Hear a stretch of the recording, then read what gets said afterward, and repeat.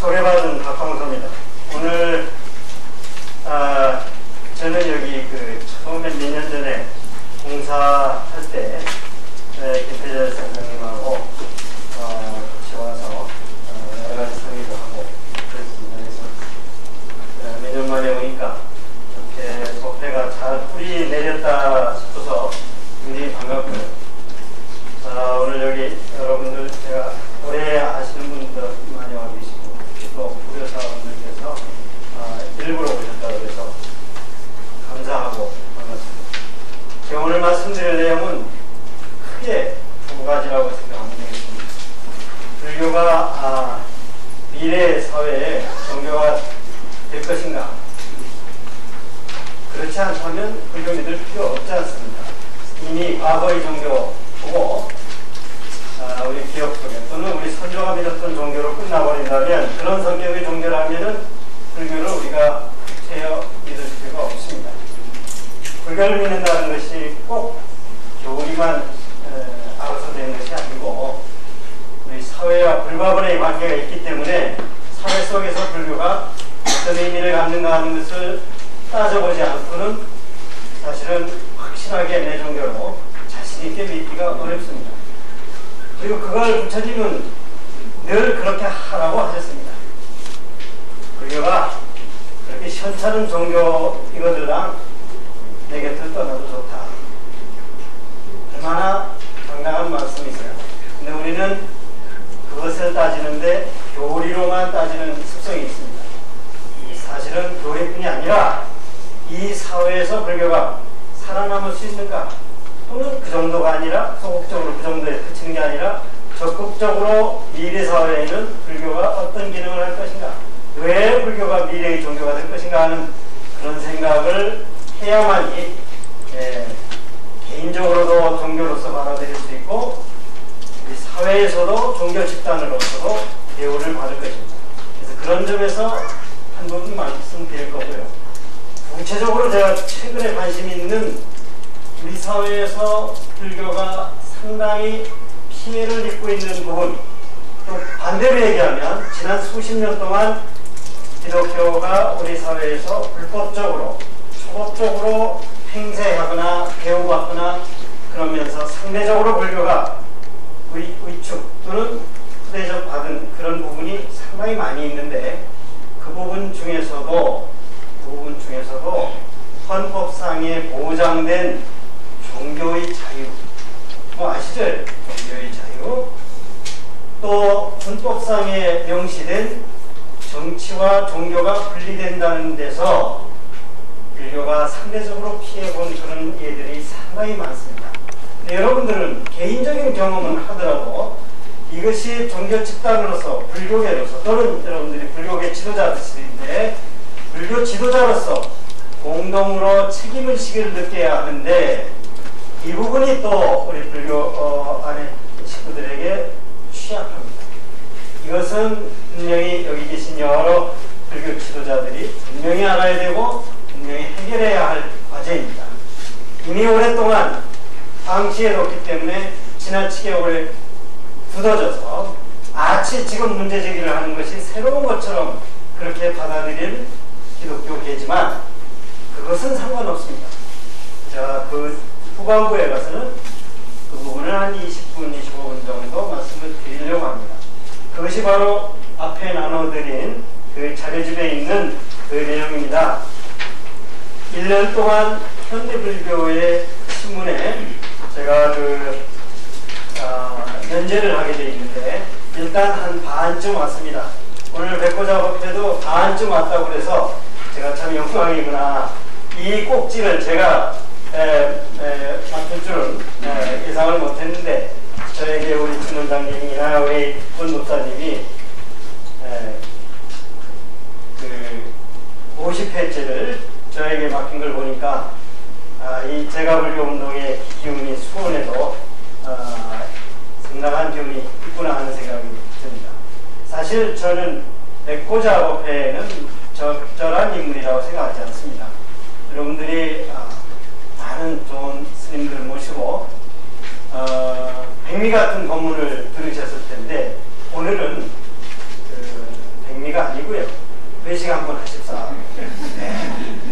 외식도 보리밥집에 가서 거친 음식 한번 들어보시라고 아마 그래서 우리 법목사님이나 우리 진 원장님이 저를 오라고 했다. 거기에 주문에 맞게 거친 의식을 하는 그런 내용으로 말씀을 드리고자 합니다. 우선 그 불교는 어떤 종교인가? 여러 가지 접근하는 방법이 있겠습니다만은 저는 급해요. 많은 그 스님들께서 잘 정리해 주신 것을 제가 사족처럼 붙여서 교리를 더 언급할 생각은 전혀 없습니다.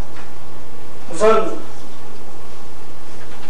우리 미래 사회에 불교가 어떤 종교길래 우리가 믿을 만한 종교인가 하는 점에서 5가지 점을 여러분에게 말씀을 드리려고 합니다.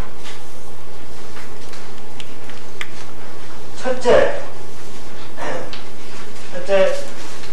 불교는 과거의 종교인가 미래의 종교인가? 불교는 과거의 종교이기도 하고 현재의 종교이기도 하고 더더군다나 미래의 종교에 틀림없다. 그건 당신은 불교 신자니까 그렇게 얘기하는 거 아닌가? 맞기도 하고 틀리기도 합니다. 어떤 점에서 맞는 것은 제가 불교에 자신이 있기 때문에 그렇게 말씀드리는 거고요. 틀리기도 하다는 것은 이것은 제 얘기가 아니라 세계의 석학들이 하는 얘기다. 그 문제를 제 얘기를 한다고 그러면 설득력이 없지 않습니다. 오늘은 제 얘기를 많이 하지 않습니다. 세계의 석학들이 뭐라고 했길래 미래사회 종교라고 하느냐? 사실은 많은 석학들이 얘기했습니다. 그러나 대표적으로 저에게 인상이 남는 것이 한 가지가 있습니다. 1972년도에 영국의 대표적인 미래사학자, 역사학자 누구죠? 아놀드 토인비라고 있습니다. 아놀드 토인비는 20세기의 학자예요. 인류학자, 미래사학. 그분이 75년도에 돌아가셨으니까 돌아가시 전에 한 3년 전이니까 굉장히 늦지만 옥스퍼드 대학에서 강의를 했습니다. 강의를 하고 나서 물론 교수, 대학생, 그 다음에 언론인들, 사회 조명인사들을 모아놓고 수백 명 앞에서 강의를 했습니다. 그때 젊은이가 30대 젊은이였던 것 같은데 젊은이가 손을 들고 아놀드 경, 아마 토인비 경이라고 했겠죠. 자, 한 200~300년 후에 누가 당신에게 묻는다고 하면 그때는 살아있지 않겠죠, 물론. 그렇지만 혹시 당신이 살아있어서 묻는다고 하면 200~300년 후에 어떤 이가 있어서 20세기 1세기 동안에 가장 의미가 있는 역사적인 사건이 무엇이라고 당신은 그렇게 무엇인가 하고 당신에게 물으면 당신은 뭐라고 얘기하겠습니까? 당연히 세계적인 역사학자, 미래사학자에게 물어봄직한 질문 아닙니까? 뭐라고 답을 했겠습니까? 아시는 분 아실 거예요. 뭐라고 아시는 분 계십니까? 불교가 유럽에 알려진 사건. 네. 이런 데 박수 쳐야 됩니다. 이게 퀴즈로 하면 한 300만 원짜리 되는데. 자, 이런 지하에 머뭇거림 없이 한 얘기가 있습니다. 20세기에 가장 큰 사건이라고 하면 불교가 동양에서 서구에 접목된 사건. 서구에 불교가 소개된 것이 20세기 사건으로는 가장 큰 사건이다. 여러분들은 어떤 생각이 듭니까? 그래서 많은 사람들이 그 자리에서 이렇게 생각했습니다. 토인비 경이 이제 노인이 돼가지고 치매기가 있는가? 네. 그 많은 사건을 두고 예를 들면 20세기는 이렇습니다. 제가 과학자지만 또 사실은 불교를 하고 싶어서 과학을 했지만 과학 문명이 최대로 꼽힌 게 20세기예요. 물론 21세기, 22세기 가도 과학문명은 영향력을 더 크게 하겠지만 20세기는 어떻게 요약을 하면 되는가 하면 20세기 이전의 인류가 소비했던 모든 물질의 양보다 한 세기, 20세기 한 세기의 인류가 소모한 양이 훨씬 많습니다. 그만큼 자연을 이용하고 과학적으로 물질을 풍부하게 이용한 세기가 20세기다. 그러면 21세기, 22세기는 안 그러냐? 물론 그 기조는 따라갑니다. 그러나 이제 그 21세기나 22세기는 물질 과학 문명의 세기라기보다는 조금 다른 세기로 감성의 세대, 감성의 세기, 문화의 세기 조금 다릅니다. 색깔이. 어쨌든 20세기의 그 과학 문명의 꽃을 피운 20세기에 그 불교라는 동양의 어떤 종교가 서구에 접목된 것을 왜 그렇게 크게 생각할까? 원래 우리 그 인류의 그 역사를 보면 처음에는 채집의 시대입니다. 채집. 그냥 자연에 있는 대로 짐승 잡아먹고 풀뿌리 캐먹고 이게 채집의 시대 아닙니까? 그 다음에는 무슨 시대죠? 그때는 조금 이제 머리가 깨어서 이렇게 돌아다니지 말고 뭐 가축도 좀 이렇게 잡아서 기르고 이렇게 땅을 개가면서 이게 농경시대죠. 농경시대죠. 그 다음에 무슨 시대예요? 산업시대. 잘 이렇게 그 수준이 높은 문제라 지금 확 나가도 되겠네요. 산업시대죠. 그러지 말고 자연에 있는 거 다 이렇게 모아가지고 옷도 좀 만들어 입고 건물도 좀 이 나무만 가지고 할 게 아니라 별거 가지고 다 하고 기차도 만들어서 좀 이동도 하고 말만 타고 다니지만 산업시대. 그리고 그것이 간의 수공업에서부터 뭐 우리끼리만 이렇게 하지 말자. 그래 기계를 잘 만들어서 많은 사람 혜택 보게. 그게 산업시대. 산업시대가 20세기 중반까지도 산업시대. 그 다음에 무슨 시대입니까? 정보 지식시대. 이제는 중요한 게 뭐냐면 그야말로 옛날에 얘기하는 아는 게 힘이다. 근데 아는 것을 아주 옛날에는 성직자들, 인도 같으면은 브라만 계급 이런 사람들만 아는 거였어요. 그러니까 아는 게 그냥 단순한 지식이 아니라 예를 들면 우주의 원리라든가 종교 철학 이런 것도 그분들만 아는 거예요. 그래서 옛날에 서양에서는 신부들이 수학자이기도 하고 물리학자이기도 하고 경제학자이기도 다 그랬죠. 그게 지식이 특수계층에만 갔기 때문에 자, 이 네 번째가 그게 지식정보시대예요. 그런데 지금은 어때요? 저도 참 놀랐는데 과학자이면서도 놀랐는데 뭐 그냥 컴퓨터를 치기만 하면 예를 들면 저도 몰랐는데 누가 네이버에 있는 박 교수님 사진 써도 돼요? 그래서 무슨 소리입니까? 그랬더니 네이버에 박광서 치니까 제 사진이 어디 나온대요. 그 사람이 썼던 뭐 이런 거 다 나온대요.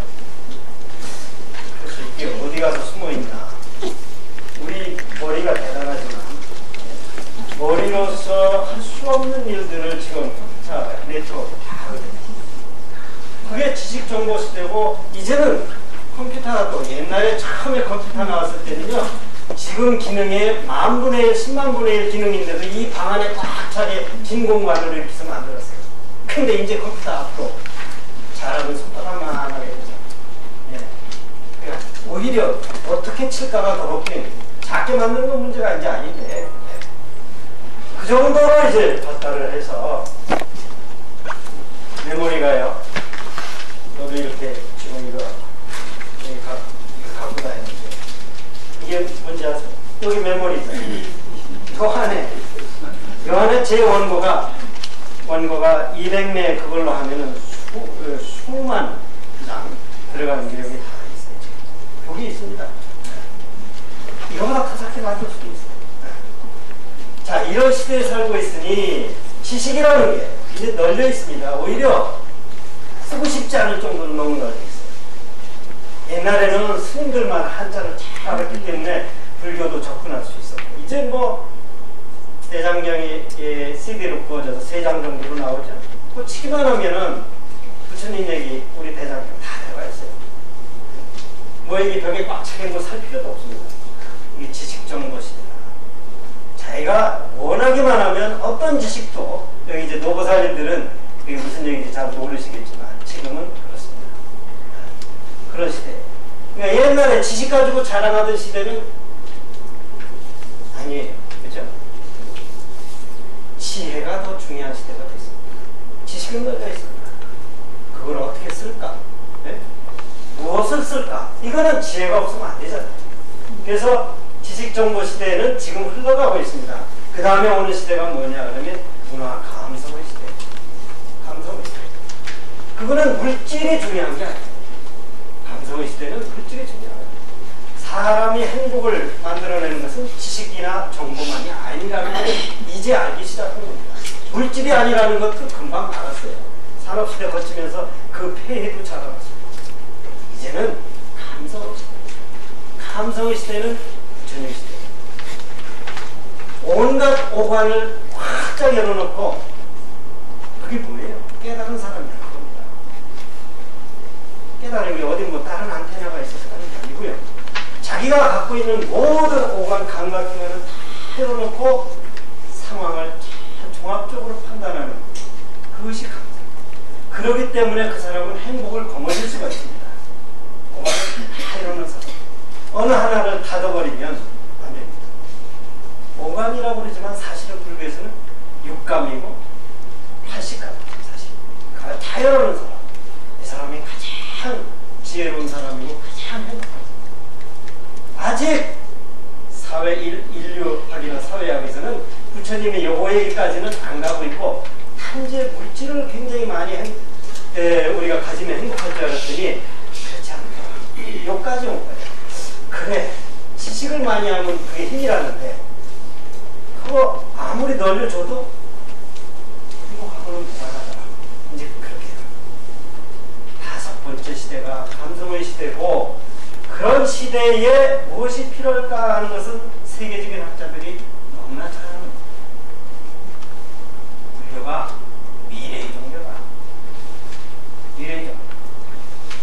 사실은 지금은 우리나라는 지구상에 유일하게 기독교가 급성장한 나라입니다. 유일하게 세계의 50대 대형교회 중에 24개가 우리나라에 있고 10대 대형교회만 해도 4개가 우리나라에 있습니다. 저는 이런 현상을 보면서 우리나라는 사실은 서구의 뒷다리 잡고 끌려가고 있다. 서구의 뒷다리 잡고 끌려가고 있다. 제가 보스턴에서 한 7년 살았고요. 어쨌든 미국에서 한 10년 정도 살다 왔는데, 미국은 그 오래된 도시라도 성당이나 교회 가면 일요일날 가면 퉁퉁 비어서, 우리같이 동양인이 기우다 보면은 콜라 줄게 과자 줄게 들어와라 할머니들이 그러는데, 우리는 참 교회만 열면 문전성시. 그래서 자랑스러운가. 저는 정신적인 면에서는 오히려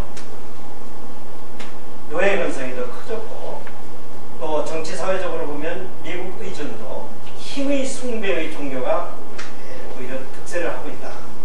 불교는 힘의 종교는 아닙니다. 지혜의 종교입니다. 그래서 언뜻 보기에 힘이 없어 보이지만 사실은 지혜의 종교가 앞으로 더 큰 힘을 발휘할 것인데, 저 사람들은 떠나는 차 타고 있구나. 안쓰럽습니다. 제가 이 코인비 얘기를 전에 듣고서 그 미국의 가기, 제가 74년도에 미국에 갔거든요. 그렇기 때문에 그런 점에 그럴 것도 같은데 사실인가 하고서 그런 점에서 굉장히 미국 사람들과 논의를 하고 얘기를 많이 나눈 적이 있습니다. 근데 제가 딴 얘기를 하자면, 딴 식으로 얘기하자면, 불교를 믿어서 불편한 나라는 우리나라밖에 없습니다.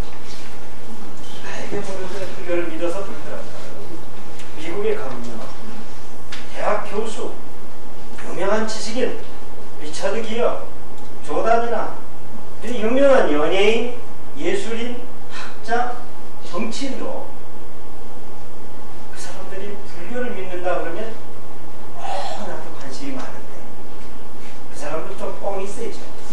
안 그래도 그런 척이긴 하지만 실제로 그 사람들이 불교에 대한 생각이 다르게 갖고 있습니다. 그런데 한번 서울, 경기 지역 특히 또 전남 지역 특히 기독교가 세인데 거기서 불교를 믿는다. 저같이 카톨릭 대학에 있으면서 불교를 믿는다. 지금은 안 그렇습니다. 다른 사람들이 오히려 걱정해요. 카톨릭 대학에 있으면서 불교를 믿어도 되냐? 우선 그 걱정. 안 쫓겨나냐? 그 걱정. 내가 왜 쫓겨나야 되며? 여기도 조금은 그런 걱정 하시는 분 계시거든요.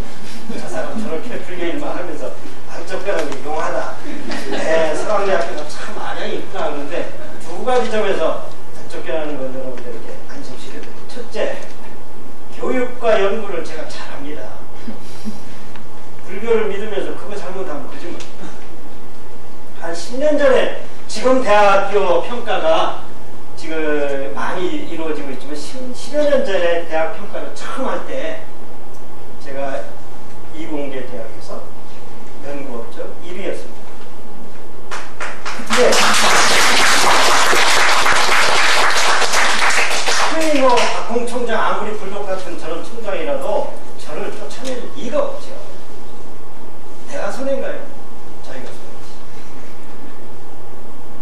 그거는 할 만큼 확실하게 해야 밖으로 제가 뭐 심야에 이런 글을 쓰건 말건 그건 내가 할 얘기지. 두 번째,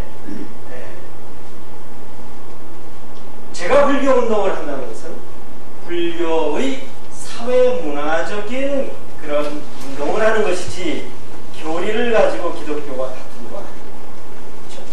아무리 기독교인이라도 저는 이렇게 사회적으로 얘기가 되는 상대면은 얼마든지 얘기합니다. 그리고 내 얘기가 틀렸는가 한번 논리적으로 반박해라 봐라 그러면 얼마든지 할 수 있어요. 근데 교리를 들이대서 말씀이 있었는데 넌 왜 그걸 모르냐? 그거는 나하고는 상관이 없다. 어제 그 서울 서초동에 법원에 강의 접근 사건으로 갔었습니다. 2시간 동안 강의 접근 앉혀놓고 얘기를 했는데 대광고등학교 측에서 무슨 얘기 알죠? 강의 접근이 난 기독교 싫다. 그렇게 얘기는 안 했어요. 예배 싫다. 그러고서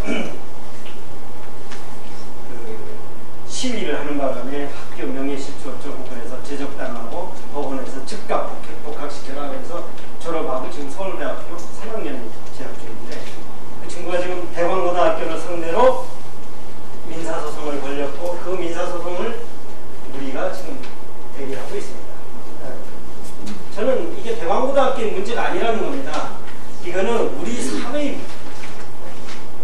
우리 사회 전체의 문제예요. 좁히면 대광고등학교와 강혜석분의 문제지만 크게 보면 기독교 또는 불교 이 종교 풍토의 문제예요. 더 크게 보면 우리 사회의 국민의 문제예요. 인권이라는 차원에서. 그 조금 이따 나중에 다시 얘기해요. 언제 자꾸 얘기하고 싶어서 나오는 것 같은데 그런데 거기 가서 그 대광고등학교 측의 그 변호사들이 주장하는 거 보면 전부 다 그거예요. 언제 강요했냐? 그러니까 제 과정이 다 되다 못해서 강요는 꼭 물리적으로 강요하는 것만 강요가 아닙니다. 자꾸 그렇게 신문하지 마세요. 아니 강요에서 끊어서 아니 학생이 어떻게 선생이 하라는데 안 가요? 안 가서 맞는 수도 있는데 강요한 적 없다. 안 갈 수도 있지 않느냐. 그 다음에 싫으면 전학까지. 아니 국가에서 여기 사니까 너 이게 학교 들어가 그러면 집어넣어줬는데 대광고등학교 예배를 안 하면 그만이지 여기 들어왔으니까 자고던 준 물고기 내가 다 요리하겠다. 이게 대광고등학교. 그것도 대광고등학교 그런 자격이 없어요. 왜? 국가에서 교사 인건비는 100% 국가에서 되거든요. 국가의 예산을 쓰는 것은 우리 국민의 세금을 쓰는 거예요. 내가 낸 세금이 대광고등학교 교사의 월급으로 지금 지급된다. 여러분 어떻게 생각하세요? 그거는 불가능한 거예요.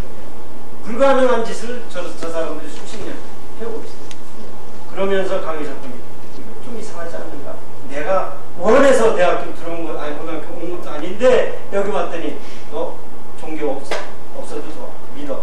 오늘 일어나서 기도해. 이런 세상이 대한민국 세상이다.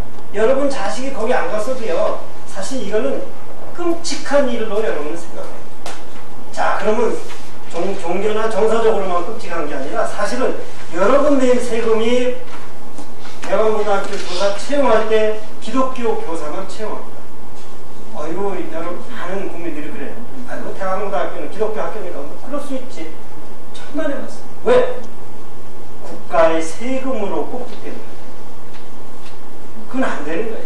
종교분리 원칙에서. 그런데도 그 얘기를 하면은 불자들이 그런가? 인제 알았어요? 수십 년 전부터 그랬는데.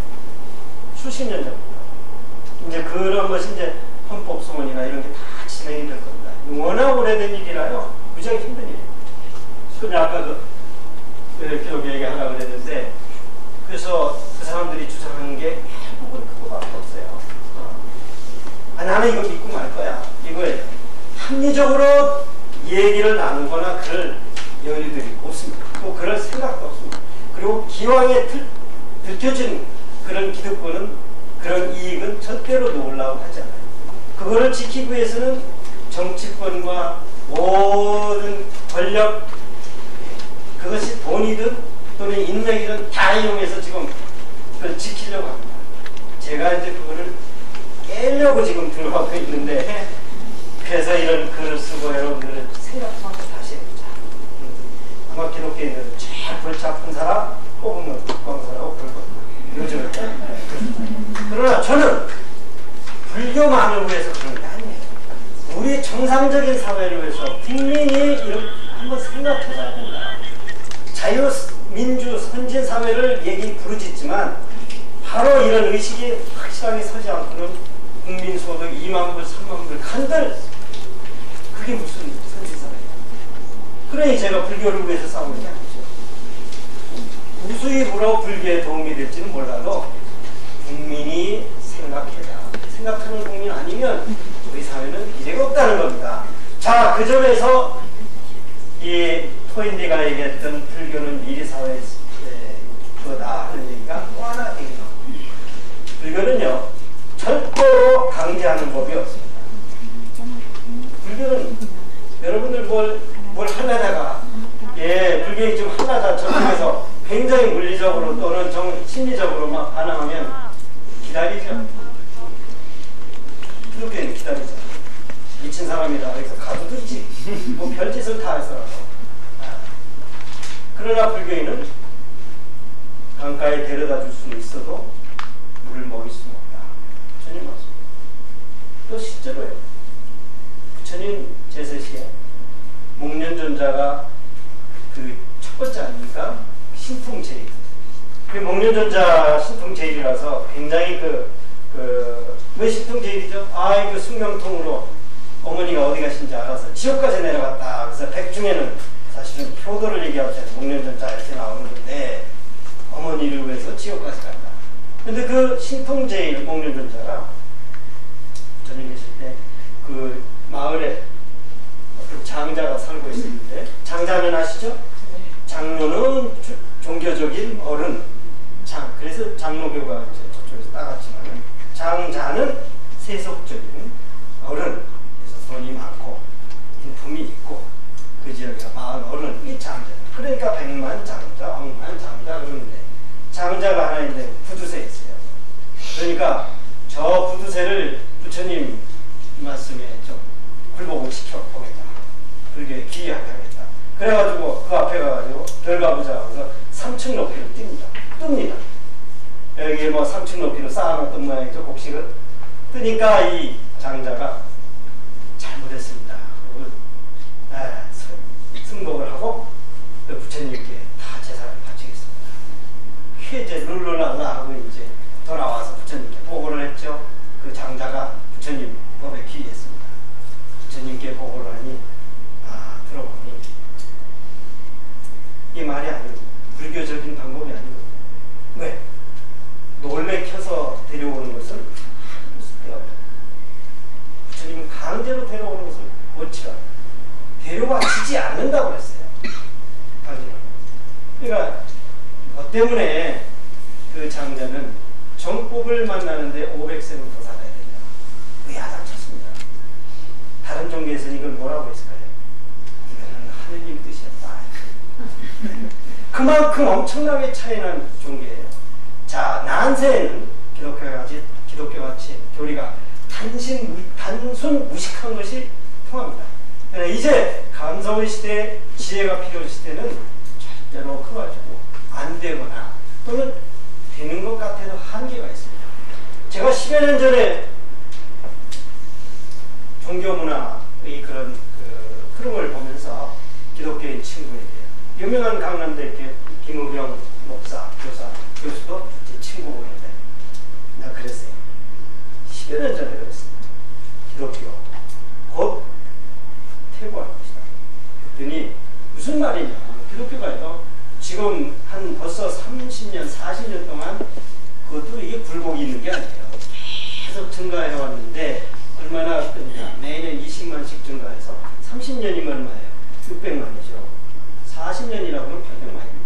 거의 그런데 그래 오다가 10년 전부터 지난 10년 동안은 정체가 아니고 14만 명이 줄었습니다. 그러니까 95년 통계하고 2005년 통계하고 그건 정부가 발표한 거예요. 가가오고 다 해서. 그죠? 그랬더니 당신은 어떻게 그걸 알았냐. 미래 시대는 감성의 시대인데 당신들은 아직도 산업시대, 농경시대가 아니고 산업시대의 논리로 사람들을 윽박지르고 물질로 베풀면 다 끝날 것 같이 생각하지만 그건 아닌 것이야. 사회학자들도 이미 국민소득 3,000불에서 한 7,000불 사이, 그러니까 5,000불 전후가 지나가면 물질이 먹히지 않는다. 우리가 먹힌 것은 사실은 우유하고 병원하고 이런 것들, 밀가루하고 먹힌 것은 국민소득 200달러, 300달러, 1,000달러 이때 먹힌 겁니다. 기독교는 그 점에서는 역할을 해요. 네, 처음에 못 살나요. 그러나 이제 국민소득이 10,000불이 넘어가고 확실하게 15,000불이 넘어가면 물질 가지고는 선교가 되지 않는다. 그걸 그 사람들이 몰랐어요. 사회학자들이 이미 발표한 게 있습니다. 저는 맞다. 이제 불교같이 아주 한가하게 지켜보던 불교 같은 것이 그 사람들에게는 이제 새롭게 나올 것이다. 미국 사람들이 왜 불교에 그렇게 광분까지는 아니라도 왜 이렇게 흥미를 느낍니까? 불교는 아무런 전제 조건 없이 주어진 인연이라면 인연 또는 요소들이라면 요소들 그런 것만 가지고 행복을 거기서 추출해내는 원리를 가르쳐주고 있고 그것이 자연스럽고 그것이 확실한 어느 시대, 어느 체제, 어느 사회에서든지 그게 가능한 원리이기 때문에 그렇습니다. 도덕이라는 것도 윤리라는 것도 하느님 말씀이니까 이렇게 해라 또는 부처님 말씀이니까 아닙니다. 그것은 내가 행복할 뿐만 아니라 상대방이 행복하고 인간만 행복한 게 아니라 자연이 행복하고 이것은 어느 시대나 변함없는 얘기를 하고 있어요. 적용이 다 될 수 있다. 그런데 독마틱한 독선적인 교리를 갖고 있는 모든 종교는 그렇지 않습니다. 똑같은 얘기를 해도 토시 하나 달리면 그거는 다른 사람이 얘기하니까 아닌데 예수나 기독교에서는 예수나 하느님 얘기만이 맞다. 이것이 근본주의인데 우리나라는 근본주의가 너무 성해요. 그럼 다른 나라는 안 그러냐? 다른 나라는 근본주의가 성하지 않습니다. 제가 이거 별나네요. 이거 어떻게 벗어도 괜찮을까요?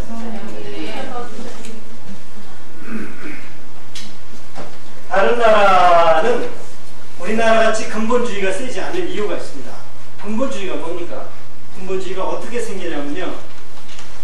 근본주의가 미국에서 생겨요. 미국에서. 자, 어땠습니까? 옛날에는 종교가 모든 걸 관장했죠. 정치에도 관장하고 경제, 과학 그냥 다 관장했어요. 그래서 종교가 지구가 중심이다. 지구가 중심. 그래서 해가 뜨고 이 지구 주위를 해가 돈다. 이게 태양설이죠. 지구 중심설. 그런데 과학자들이 무슨 소리냐, 우리가 여기 살지만 하느님이 지구 만들었다는 것까지는 뭐 그렇다 치더라도 지구가 중심이 아니다. 우주의 중심인 거 아닌 거는 뭐 둘째 치고, 이 우리 은하계는 우주에서 저 한쪽 끄트머리에 있어요. 그리고 은하계 중에도 우리 태양계는 저기 구석에 어디 있습니다. 태양계 중에서도 수성, 금성, 목성, 토성 많이 있는데 그 중에 지구가 제일 큰 것도 아니에요. 그리고 태양계만도 태양이 중심이지 지구가 중심이 아니에요. 이걸 아니까 얼마나 끔찍해요.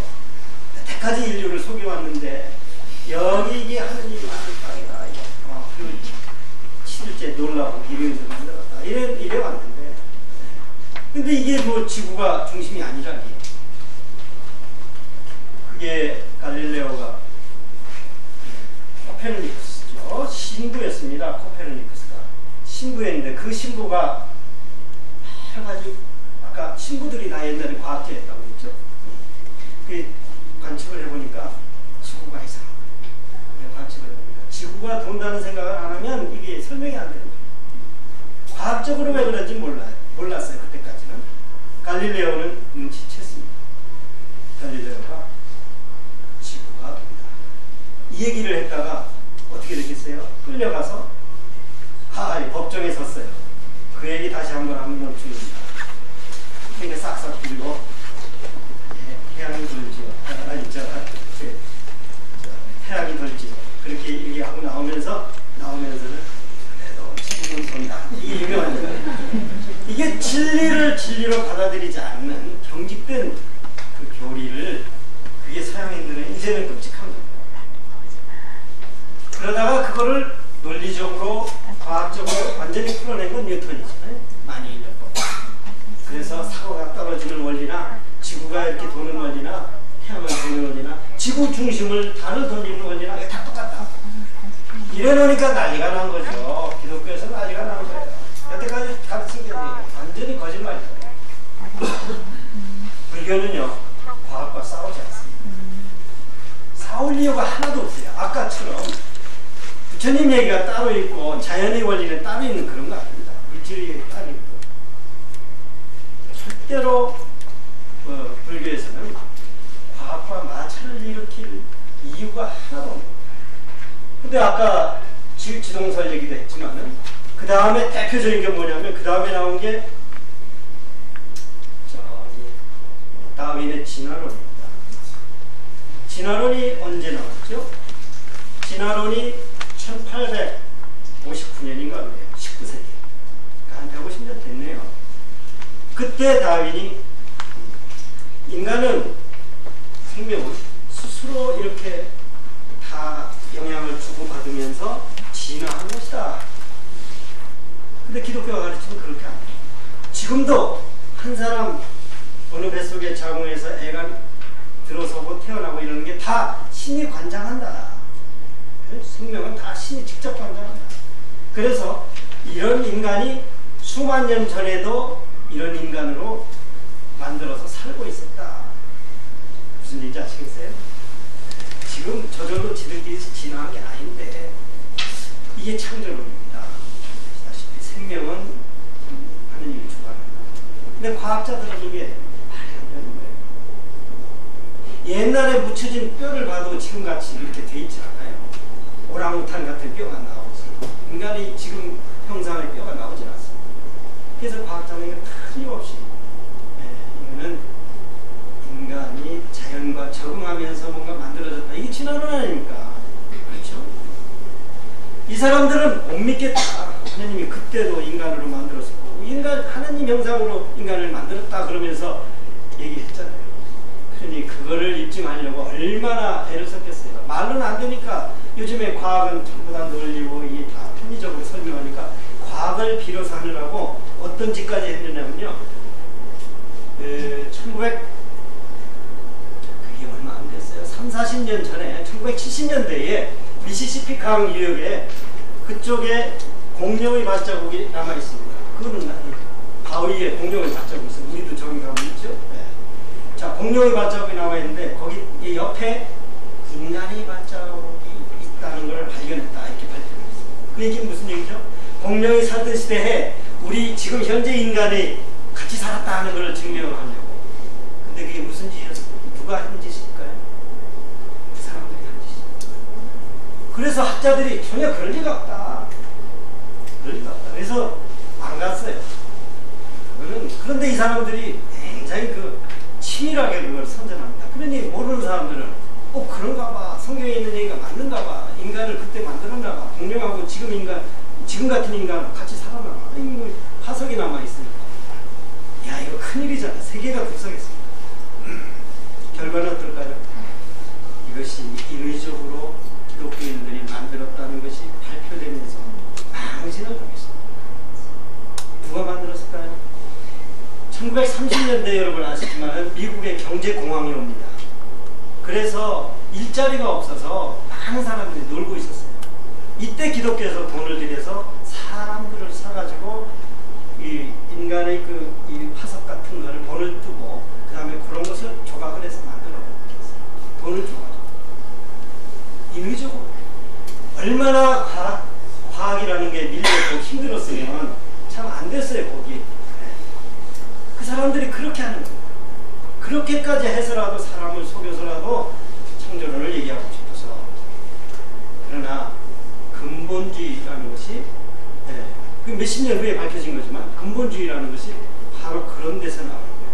성서에 문자 하나도 틀린 게 없다. 성서 무오류설이라고 합니다. 글자 하나하나에 틀린 게 없다. 자, 그게 언제 나왔는가 하면 바로 뉴턴 역학에서 우주의 운행이 신의 손이 움직이거나 천사가 날갯짓으로 이렇게 이런 행성들이 날아다닌다거나 이런 게 거짓말이다. 옛날에 벽화 보면 다 그렇게 있어요. 그건 거짓말이고 이게 물질 간의 힘으로 서로가 하는 것이다. 이런 거 해서 한번 큰 타격을 받았고, 두 번째는 생명조차도 신의 손을 빌릴 필요가 없다. 이것 때문에 이건 아주 낭패죠. 더 큰일이었습니다. 그게 19세기 중반이었다. 150년 전에 이게 난리가 났죠. 그럼 어떡하겠어요?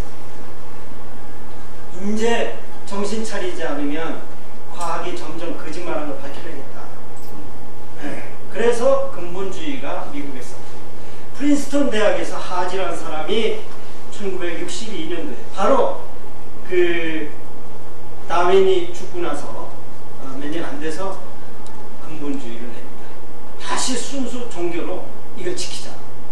과학하고 싸우지 말고. 그러니까 성서에 그러니까 그걸 과학하고 막 과학적으로 빌려다 뭘 하기는 힘드니까 그냥 성서 그 자체로.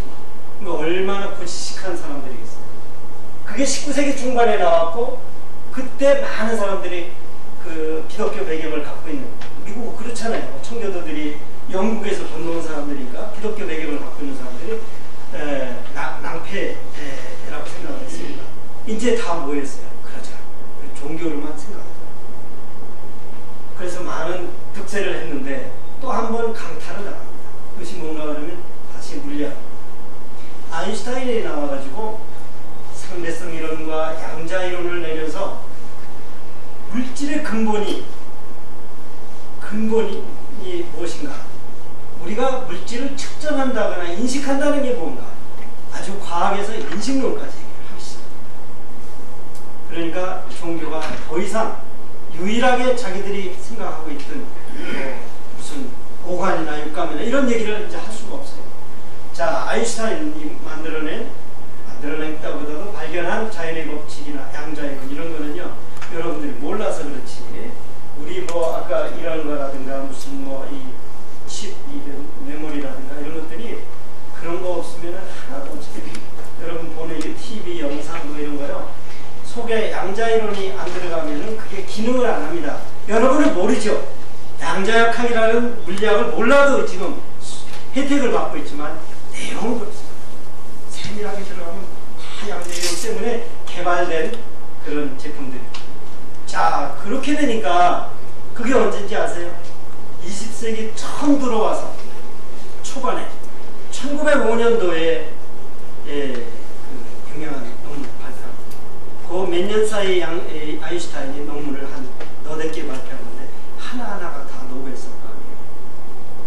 근데 상대성 이론이라는 어려운 그런 논문은 노벨상을 못 줬어요. 왜? 이해할 사람이 없으니까. 아니, 상이라는 게 누가 이해를 해야 그거 굉장한 거다 그러는데 이해를 못해서. 그러니까 그럴싸한 거 방전 효과를 하나 가지고 노벨상을 하는데 그 사람은 노벨상을 만일 이해했으면 여러 개 탔을 사람이죠. 그게 20세기 가장 유명한 과학자라고 하는 건데 앞으로도 그런 과학도 나오고 어쨌든 그 사람 때문에 저 종교 근본주의, 미국에서 출발한 근본주의가 더 엉뚱하다. 지성적이지 않다. 반지성적이다. 그래서 쑥 들어가요. 쑥 들어가요. 언제까지 들어가나 그러면 70년대까지 들어갑니다. 그러면 우리나라는 왜 근본주의가 세냐? 바로 20세기 초에 근본주의가 아직 성성하고 득세를 미국에서 많이 했을 때 미국의 선교사들이 와서 근본주의를 여기다 심어놨어요.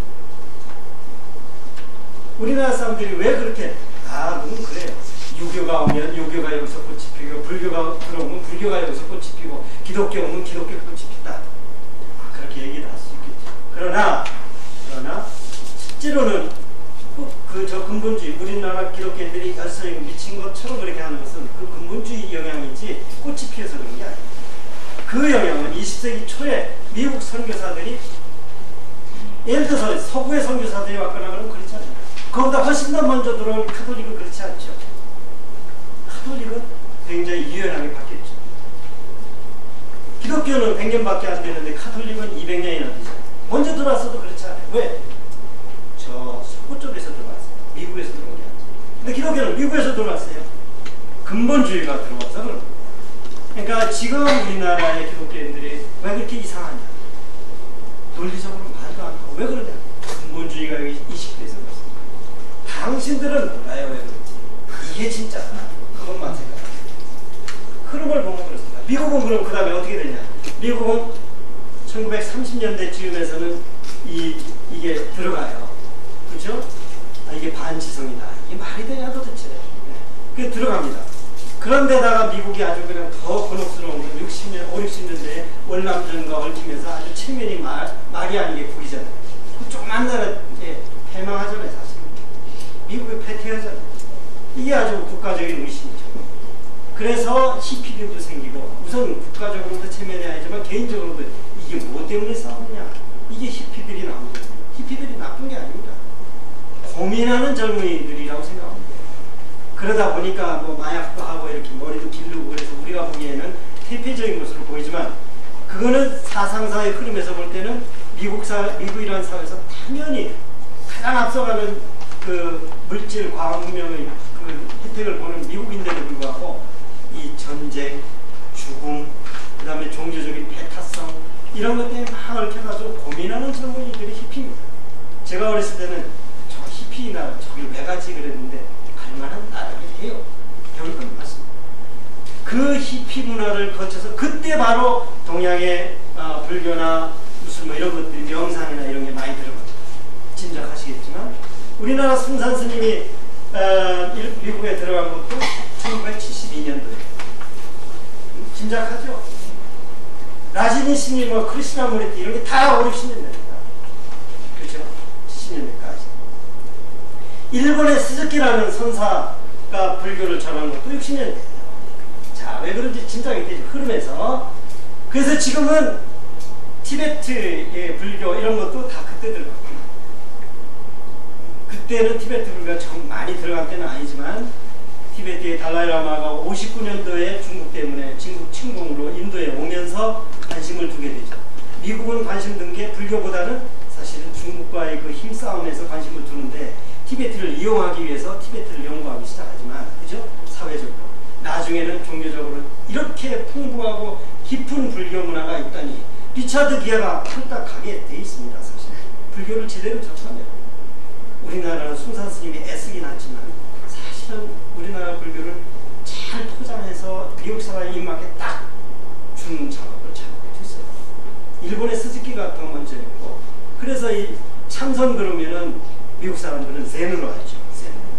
일본식과 중국식으로 치안도 아니고 우리나라에서 선도 아니고 젠. 이게 뭐냐? 자, 문화의 흐름을 우리는 좀 크게 보고 그 흐름에서 우리는 어디에 위치하는가 이런 걸 봐야 된다.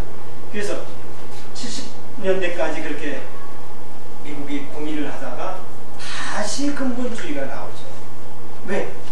이게 너무 힘들잖아요. 체면도 많이 아니고 이 물질이 자꾸 과학이 발달하면서 더 따라갈 수 없고 다시 나온 것이 바로 레간 대통령이요, 지금 부시 대통령이요, 거의 신정처럼 그러죠. 내가 이라크 침공하면서 신이 계시가 있어요.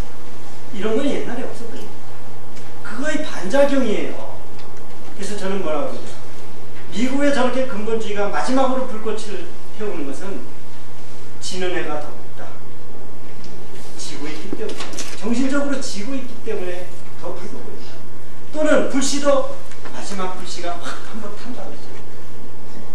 당신들은 그걸 알아. 그게 좋다고 쫓아다니는 게 우리나라 기독교인들이라니까요. 우리나라의 풍부한 문화적 깊이, 불교 문화, 정신 문화, 이거에 대해서는 깡그리 모르면서도 몰라도 좋은 것처럼 내가 정치인들한테 그랬어요. 한국 사회에서 불교 문화에 대한 일편식도 없는 사람은 우리나라 사회에서는 지도자가 할 수 없다. 이때 박수를 쳐야 돼요.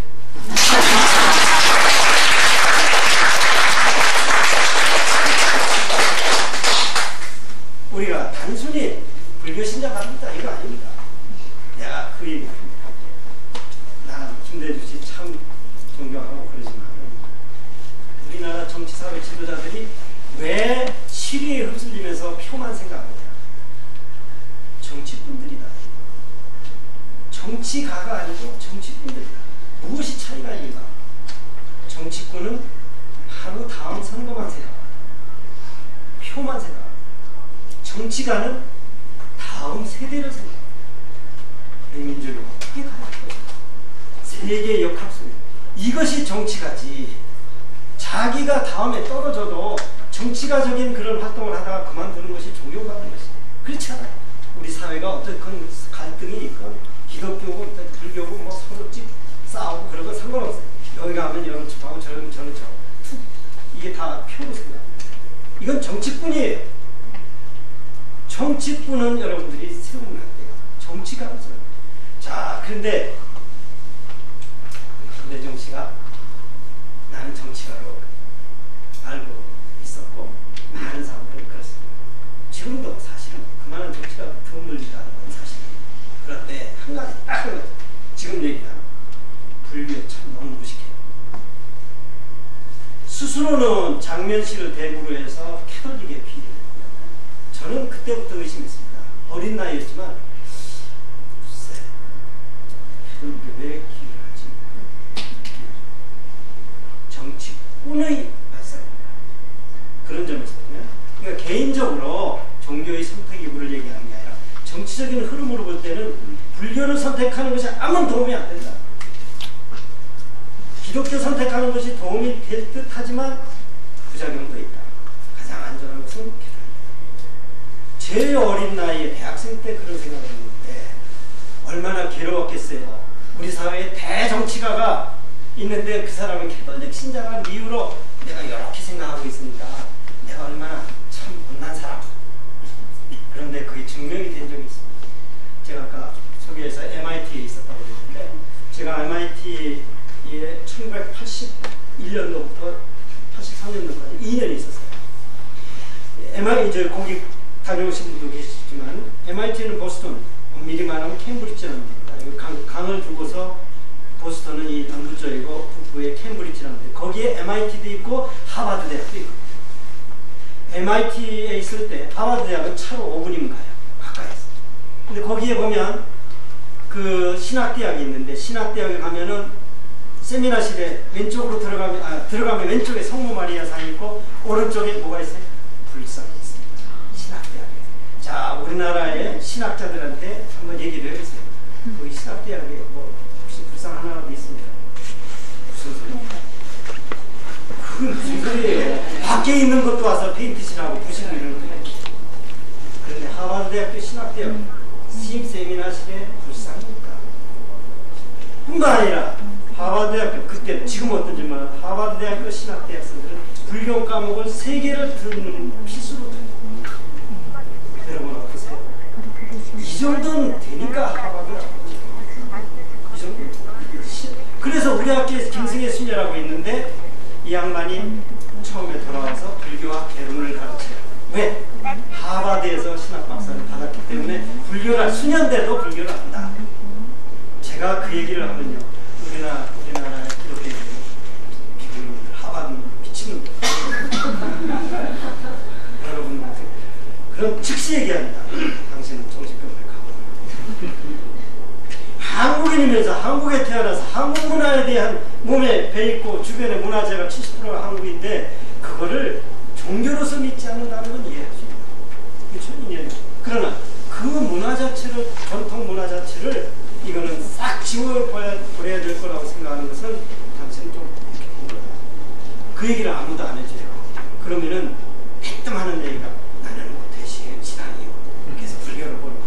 그래서 바로 당신은 내가 뭐 지식인도 아니요, 지도자가 아니요. 그 얘기까지 해줘야 됩니다. 그 얘기까지 해줘야 돼요. 그런데 그게 핵심이 아니고 김대중 씨가 와서 제가 벼르고 있었어요. 왜 버렸느냐? 81년도에 김대중 씨가 미국에 왔잖아요. 80년도 광주 사태 이후에 전두환 씨가 내보냈죠. 정치활동하지 마라. 목숨을 살려줘요. 그런데 그 양반이 안 할 리가 있어요. 미국에서 다니면서 강연을 하고 다녔어요. 하버드에서 강연한다 그래서 제가 가서 질문을 하려고 했습니다. 왜냐하면 집에서 가까우니까. 뭐라고 하려고 했나? 왜 무슨 뭐 때문에? 이 양반이 캐톨릭 신자라는 걸 알긴 아는데 그걸 질문하려고 했던 건 아니에요. 정치가 뭐 캐톨릭 신자일 수도 있고 좋다. 그런데 80년도에 그 광주 사태 직전에 10번쯤을 대중 강연합니다. 대중신자, 대중 강연. 대중 강연 10번을. 그런데 10번의 대중 강연이 여기는 어디서 무슨 뭐 그냥 뭐 몇 명이 모인다 얘기했다 이러죠. 미국에는 그때만 해도 반정부 신문이 있었어요. 그래서 필라델피아에 자유신문, 독립신문 이런 게 있었어요. 그 신문에는 반정부 인사들의 강연 원고가 다 나옵니다. 그냥 쫙. 그래서 나는 존경하는 선생님의 강연 내용을 듣지는 못하지만 실제로 박정희와 싸울 때 장충당공원에 삼성계한 반대하는 그 연설 때 제가 거기 있었습니다. 박수도 치고. 그래서 이 강연 원고를 다 보니까 다 좋은데 중간중간에 그냥 예수 형님 소리가 여러 번 나옵니다. 10번 강연에 한 번도 안 빼놓고 솔직히 10번 강연에 다 있었어요. 그래서 깐디는 태생이 인도지만은 사실은 영국적인 그런 분위기에서 자라서 영국에 유학 가서 성공의 신자가 되고 그랬지만 돌아와서 생각해보니까 인종의 문제, 종교의 문제, 문화의 문제 생각하면서 보니까 다시 인도인으로 돌아와서 지팡이 짚고 맨발로 인도 전역을 다니지 않습니까? 이것이 지도자인 거예요. 젊었을 때 어떻게 하더라도 다시 돌아와서는 우리 사회의 그 뿌리와 전통과 문화와 우리 국민들의 행복 이걸 다 생각해요. 근데 우리나라는 정치가가 없고 사상가가 없고 정치뿐만 있기 때문에 자기가 대통령 되기 위해서는 예수 형님 소리를 듣는 게 더 유리하다. 제가 그렇게 물어보겠어요. 당신이 종교가 그렇다 손치더라고. 어떻게 종교 집회도 아니고 소모 모임, 가족 모임도 아니고 대중강연에서 예수 형님 소리가 왜 필요하냐? 안 하면 강연이 안 되냐? 여러분 어떤 답이 나왔을 것 같습니다. 세미나에 갔습니다. 가가지고 듣고 질문 시간에 근데 저는 조마조마해요. 박광석 이 속좁은 대정치가가 예수님처럼 몇 번 떠들어다가 그거 붙들고 늘어지냐? 저는 그렇지 않았어요. 이것이 정신의 문제다. 단순히 한 정치가 어떤 한 종교의 말이 아니고 우리나라 정치사, 정신사, 문화사의 흐름에 지금의 대정치가들이 어떤 생각을 하는가 중요한데 하필이면 대중강연 때 예수님 소리 한 번이면 몰라요. 그렇죠? 10번 강연했는데 한 번쯤 내가 납치돼서 이랬을 때 예수 형님이 구해줬다든지 있을 수 있어요. 10번의 강연에서 한 번도 안 돼요. 그리고 한 번의 강연에서도 왜 이렇게 서영훈 입술이 여러 번 나오냐?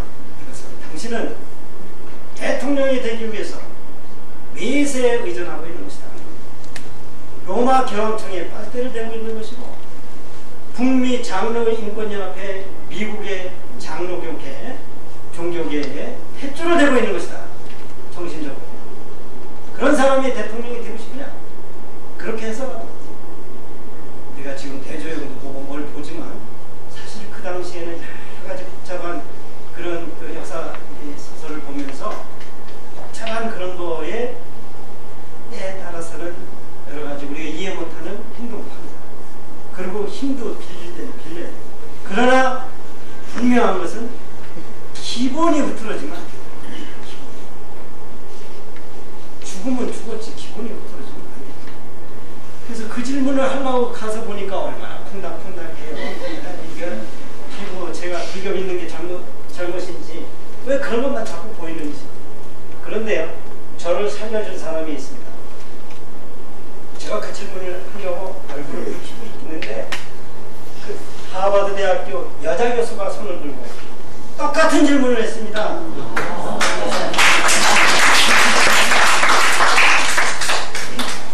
이렇게 내 개인의 문제가 아니라 우리 두루두루 우리 사회를 같이 고민하는 사람의 질문은 누구나가 비슷하게 느낄 수 있는 거예요. 제가 얼마나 가슴을 쓸어내렸는지 나 그래 속 좁은 놈이 아닌 것 같다. 그리고 볼 줄 아는 것 같다. 저렇게 전혀 상관없는 미국인 여자 교수가 질문. 그게 아마 김용삼 뭐 이런 다 왜 어떻게 질문했는가요? 한국은 불교 문화 적혀 있는 걸로 알고 있다. 크리스천리티가 그렇게 다수가 아닌 걸로 알고 있는데 어떻게 한국의 정치 지도자들은 당신을 포함해서 그러니까 뭐 여러 사람 얘기해요. 특히 김영삼 그때는 대통령도 아니지만 그런 사람입니다. 왜 크리스천리티를 그렇게 앞세우느냐? 나는 앞세운다고 생각은 안 했고요. 그 사람은 왜 크리스천리티를 그렇게 자꾸 막말로 하면 거들먹거리고 앞세우느냐? 정치. 여러분 아시겠어요? 흐름을 읽어야 됩니다. 그리고 우리 전체를 같이 생각해야 돼요. 그러면 답이 나옵니다. 그리고 내가 정신적으로 똑바로 쓸 수가 있어요. 그 사람들은 운이기 때문에 똑바로 쓰지 않은 거예요. 보고 있고 가고 싶은 게 다른 데가 있는데 필요하니까 차용한 것 뿐입니다. 종교를. 저는 종교를 차용할 수가 없어요. 이게 삶이기 때문에. 그렇죠? 여러분들도 그럴 겁니다. 그런 사람에게는 당당한 얘기거리가 있는 거예요. 그런 꿈들에게 놀아나지 않습니다. 지금 5가지 얘기를 하려고 뒷부분을 하려고 얘기했는데 한 가지 얘기하면서 그만. 그러니까 진철이 원장님 잘못한 거죠. 이게 저를 한번 해놓고 한 5시간을 줘야 이런 얘기를 할 때 많은데 1시간 줘놓고 이 미래 사회의 종교다 이거 얘기하는데 그만. 그럼 뭐 다음에 올 생각하고 이게 해줘야. 도대체 제가 미국에 이제 1년 안식년으로 가 있었어요. 98년도에. 98년도에 가 있었는데 그때 퍼먼 교수라고 있습니다. 콜롬비아 대학이라고 이 맨하탄 그 뉴욕이죠. 맨하탄에서 저 동쪽으로 끄트머리쯤 가면 콜롬비아 대학이 있어요. 거기 센트럴 파크라고 있는데 네모나게 그 센트럴 파크 끄트머리 가면은 콜롬비아 대학이 유명한 대학입니다. 미국의 아이비리그 8개 중에 하나. 제가 나온 브라운 대학도 아이비리그인데 그 중에 하나인데 그 대학의 THURMAN 서먼 교수라고 있습니다. 그 서먼 교수가 누구냐? 티베트 불교 전문가예요. 그럼 뭐 종교 생각해보세요. 아까 나는 그 하버드 신학대학에 불상이 있는 걸 보고 너무 놀랐는데 그리고 역시 대국은 우리나라 같이 좁은 나라에서는 그게 불가능하다. 특히 근본주의가 들어온 우리 기독교 공동체에서는. 그런데 이 사람이 티베트 불교를 하는 것으로 구임해온 게 아니고요. 그 불교의 정수를 미국인들에게 잘 설명을 해요. 그래서 미국을 움직이는, 미국의 여론을 움직이는 25명에게 매년 선정을 합니다. 투표로. 선정해서 항상 끼는 사람이 이 사람이에요. 아니 우리나라를 움직이는 25명 뽑으면 불교학자 하나라도 들어갈 것 같아요? 스님이라도 하나 두고 들어갈 것 같아요? 없습니다. 이건 너무나 슬픈 일이에요. 미국이라는 사회에서도 불교 학자가 여론을, 그건 정치가 무슨 다른 학자 뭐 예술가 다 포함해서, 가수도 포함해서 여론을 움직이는 25명 중에 불교 학자라는 서먼 교수가 들어갑니다. 그 사람이 뭔 얘기예요? 제가 미국에 가 있는 98년도에 신문을 보니까요, 논문을 하나 썼다. 근데 논문이 무슨 논문이냐? 미국의 건국 이념은 불교 이념과 같다. 이렇게 썼어요. 대단하게. 미국의 건국 이념 뭐예요? 자유, 평등, 박애. 이것은 신의 개념하고는 전혀 상관없다. 불교에서 얘기하는 자유다. 불교에서 얘기하는 평등이다. 불교에서 얘기하는 자유다. 생각해보니까 미국 사람들이 오히려 우리보다도 자유스럽고 평등 개념이 더 많고요. 우리 그 사람 비록 기독교인들이지만 우리보다도 더 봉사 많이 해요. 근데 그것은 단지 교육을 그렇게 받았고 개신교 신도라서 그렇지 정서적으로 마음을 쓰는 거 보면 장애인 다 죽어가는, 그리고 이 다리도 잘라진, 이런 애들 다 입양을 해요. 그걸 누가 해야 되겠어? 하면은 불교인이 해야 됩니다. 그렇죠? 근데 우리 불교인 못해요. 그 기독교인이 더 잘해요.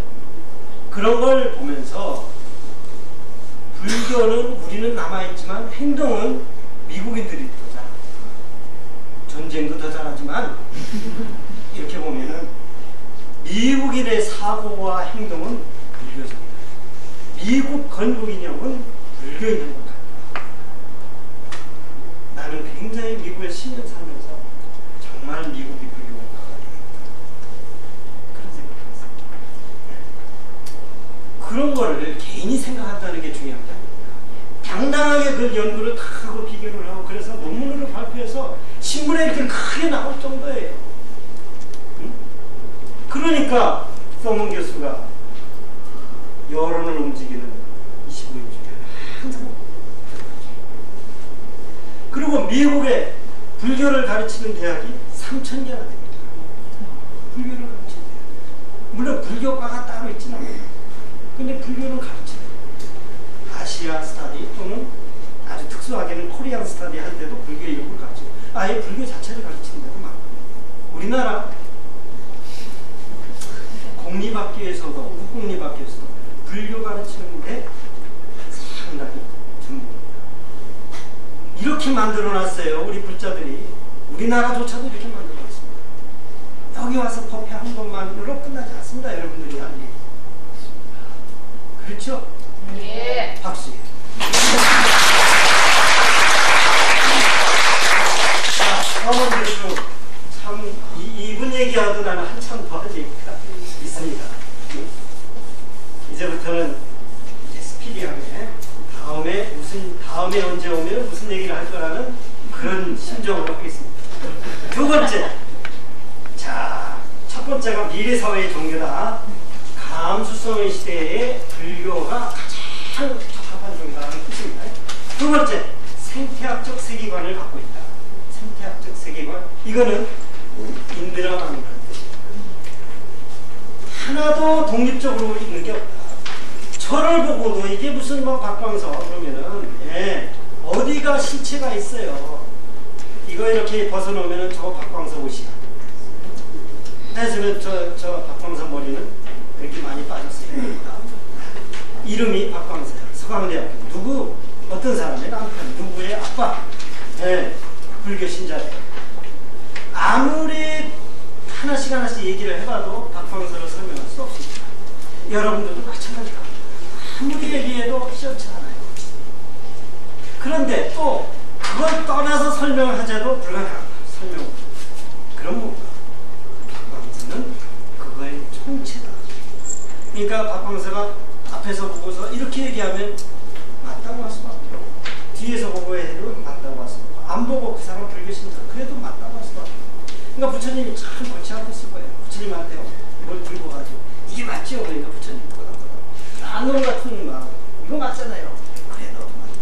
아 그럼 뭐예요? 그러면 세 번째 사람 그래요. 이게 뭐냐? 하나도 스스로 독립적이고 연구하는 것은 존재가 없다. 그게 무아 사상이잖아요. 여러분들이 뭘 내세우겠어요? 나를 굉장히 헐뜯었다. 헐뜯을 게 있으면은 그건 약이 올리잖아요. 그러니까 절만 보면 사람들이 되게 알아요.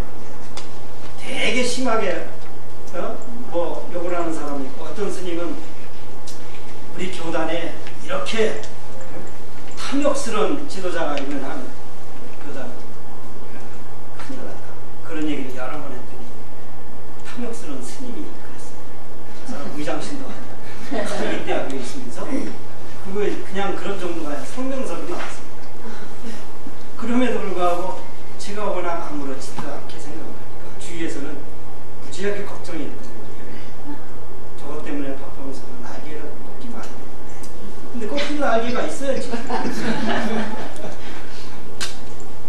무화를 가장 잘 써먹는 게 접니다. 꺾일 이유도 없고 꺾일 것도 없습니다. 그러니까 저 사람은 밤새 모르고 쓰고도 그냥 학교를 가요. 힘들면 아무 데서나 잘 자요. 버스 타고 오면서도 지금 오면서도 자는데 필요하면 잡니다. 그래서 사람들은 잡다하게 생각하니까 잠을 잘 못 잔다는데 저는 그게 잘 안 돼요. 그래서 우리 집사람이 보통 사람들은요 베개에 닿기만 하면 잔다는데 저 사람은요 베개에 닿기 전에 자요.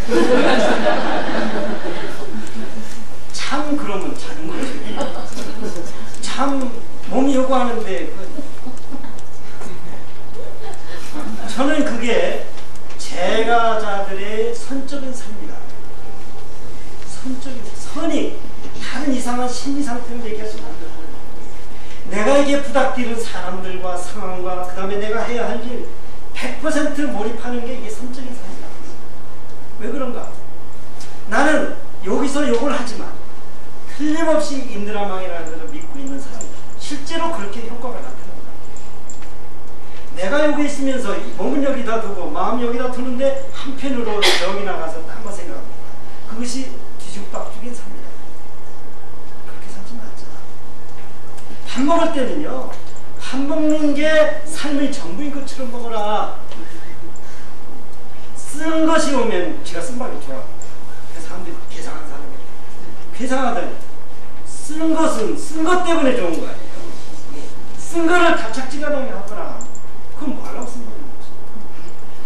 100% 그것을 대해줘야 돼요. 사람도 마찬가지입니다. 연애를 하면 여기 연애 중에 있는 사람이 있는 것 같은데 연애를 하면요 그 사람 눈을 이게 뭐라 뚫어지라고 하나요? 아니면 태워버릴 것 같이 그걸 쳐다봐야 그게 연애지. 앞에다 놓고 내일 뭐 저기 수원에 가서 강의할 생각을 한다든지 이건 안 돼요. 강의할 때는 강의 100% 하는 거죠. 연애할 때는 그 사람 얼굴을 보고 그 사람 전체를 보는데 정신이 없어야지. 그거 17세, 16세 연애할 때는 그렇지. 그게 어디 지금 나이에 그래요. 그런 사람도 있는데 저는 죽을 때까지 그러잖아요. 죽을 때까지. 그것이 연애일 수도 있고 공부일 수도 있고 공부 어렵지 않습니다.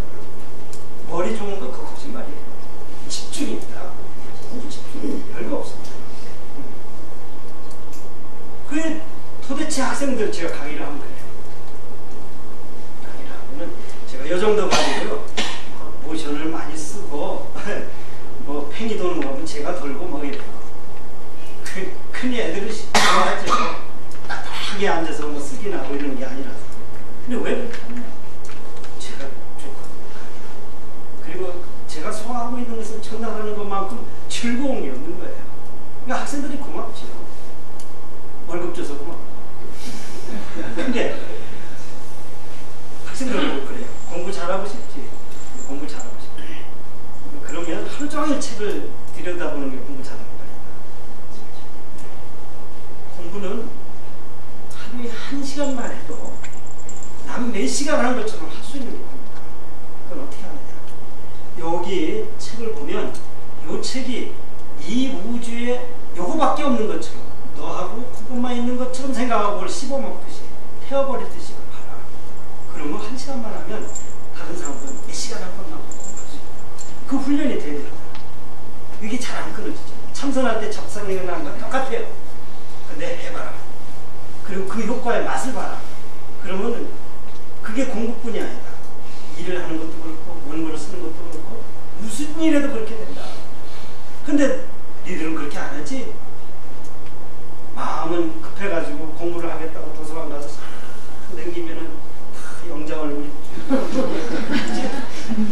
그런데 정작 내가 영장을 만나면 그렇게 하지 말고 다 영장만 봐라 그랬는데 영장 만나면 괜히 뒤가 핑계서 내일 오늘 밤에 숙제 내야 되는데 어떻게 핑계 김에 잘 마무리하고 도망갈까? 이러지 마라. 영장을 만나면 영장에 푹 빠져야 된다. 그게 안 된다. 그게 되면요 40, 50, 60 되면서 그 사람이 살아온 농도는 다른 사람의 몇 배가 될 수 있어요. 삶의 질이 다릅니다. 부처님이 그렇게 살으라고 거죠. 그죠? 부처님이 그렇게 살라고 그랬는데 이게 우왕좌왕 이렇게 사는 거예요. 여기 지금 반성할 사람 많네요.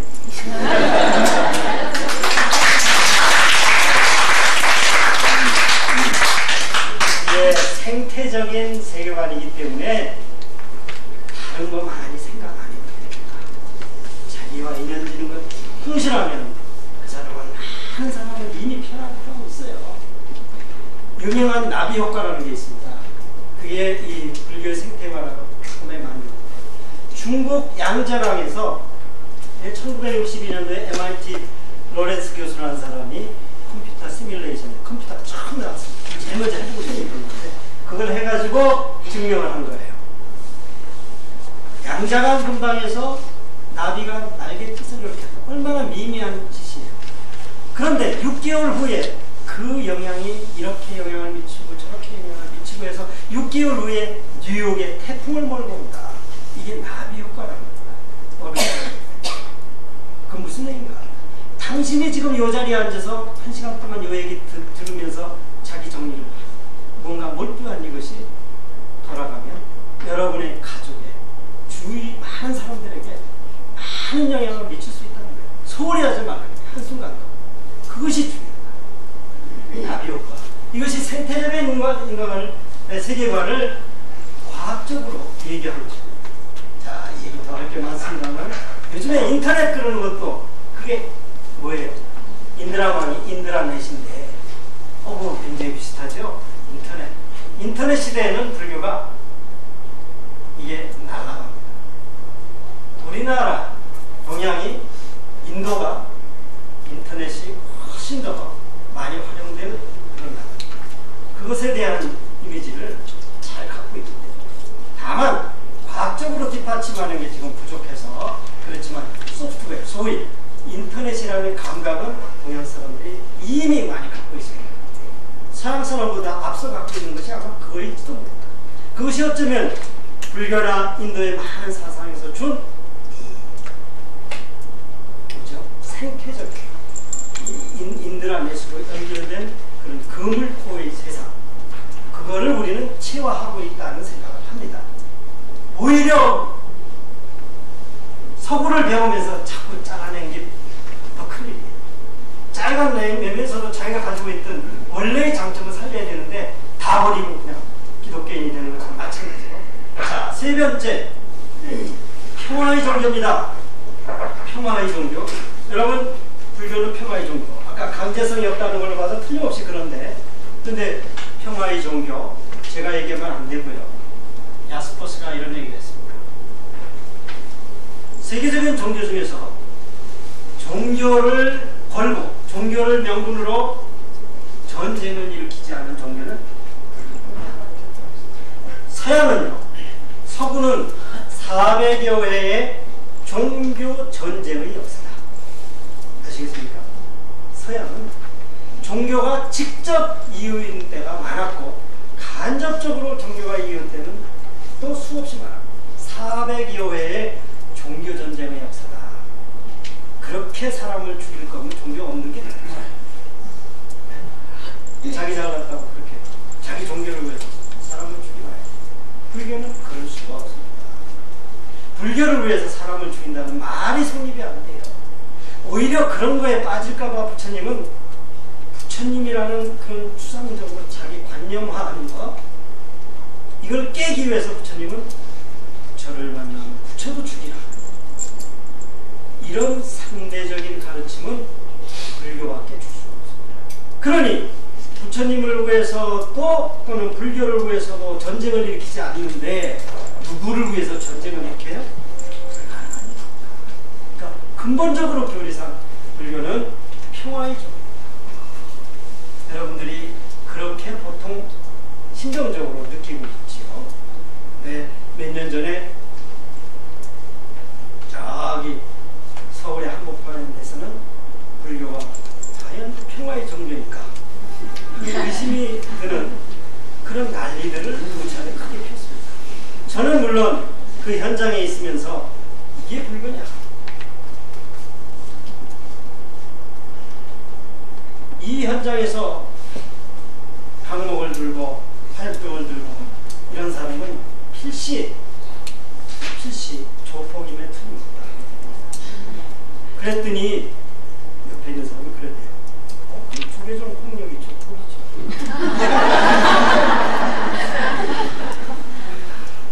필시 이런 승복에는 승복하지 않아도 된다. 앞에 승복은 스님오시고 뒤에 승복은 승복. 따라서 이 승복을, 신사복을 한 몇백 벌 준비를 하자. 신사복 하나씩 입혀서 방목에다 씌워서 제가사로 만들자, 이런 얘기가 있었죠. 저는 현장에서 성명서를 쓰고 지식인들 수백 명 일일이 다 전화해서 안전해서, 아마 그때 우리 본법사로 들어갔는지 모르겠는데 해서 폭력은 불교가 아니다, 얼마나 철저하게 비폭력을 말씀하셨는데 무엇으로 해서 폭력이다? 간단합니다. 돈입니다. 돈이 망쳤어요. 돈은 필요합니다. 그러나 돈이 다른 걸 망칠 수가 있다는 것을 종교계도 피할 수가 없어요. 그래서 제가 주장한 게 돈만은 좀 투명하게 하자. 돈만은. 근데 안 되잖아요. 투명하게 하면 쓸 게 없는데. 쓰실 만큼, 활동하실 만큼 줄 테니까. 근데 원래 쓸 일이 있는가 봐요. 그것도 싫다는데. 그럼 뭐 나하고 똑같은데. 나보다 더하네. 저는 적어도 공금을 안 씁니다. 제 개인적으로 내 수입의 20%를 내고 불교 활동을 하고 그래도 공금은 얘가 나타났어요. 근데 스님들은 그게 공금인데 무슨 얼마나 소중한 시주인데, 그거를 또 얼마나 소중한 세금인데 횡령했다 그러면 10m 없어요.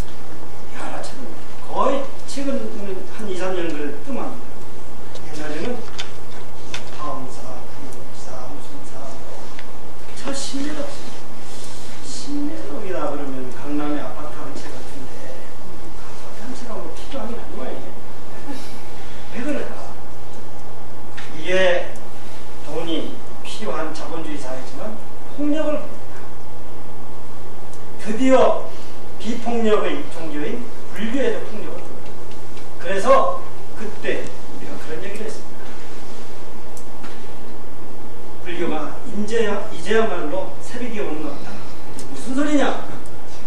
새벽이 올라오면 이렇게 난리짓을 하고 있어요. 왜? 지금 신약이 난리짓. 어둠의 세계이기 때문에 난리짓을 치는 것이다. 그거를 나쁘게 보지 말자. 곧 새벽이 온다. 그래 이랬더니 그럴싸하다. 그러면 언제 불교가 새벽이었고 대낮이었던 때가 있습니다. 자, 원희의 효자가 새벽 효자입니다. 신라의 불교는 새벽 불교입니다. 고려의 불교는 불일 보조국사 날일자가 있으니 이건 대낮 불교입니다. 조선 불교가 저녁 불교죠. 조선은 누구예요? 서산대사로 되는 저녁 불교다. 그죠? 새벽 불교도 있었고 대낮 불교도 있었고 저녁 불교도 있었다. 그러니 당연히 지금은 야밤의 불교다. 그러면 무슨 자가 설친다? 그래서 월주 총무원장이 삼선, 월화 스님이 월자를 휘두르고 와서 지휘했고요. 월탄이 배가 넣은 월탄이 나도 한번 해보자고 나섰고 월자 문중이 싸운 게 두 번째 90편. 그래서 그 말이 됩니다. 지금은 야방이 됩니다. 걱정하지 말라. 곧 새벽이 온다. 그 새벽은 누가 끌고 오냐? 경기불교 문화군이 끌고 온다.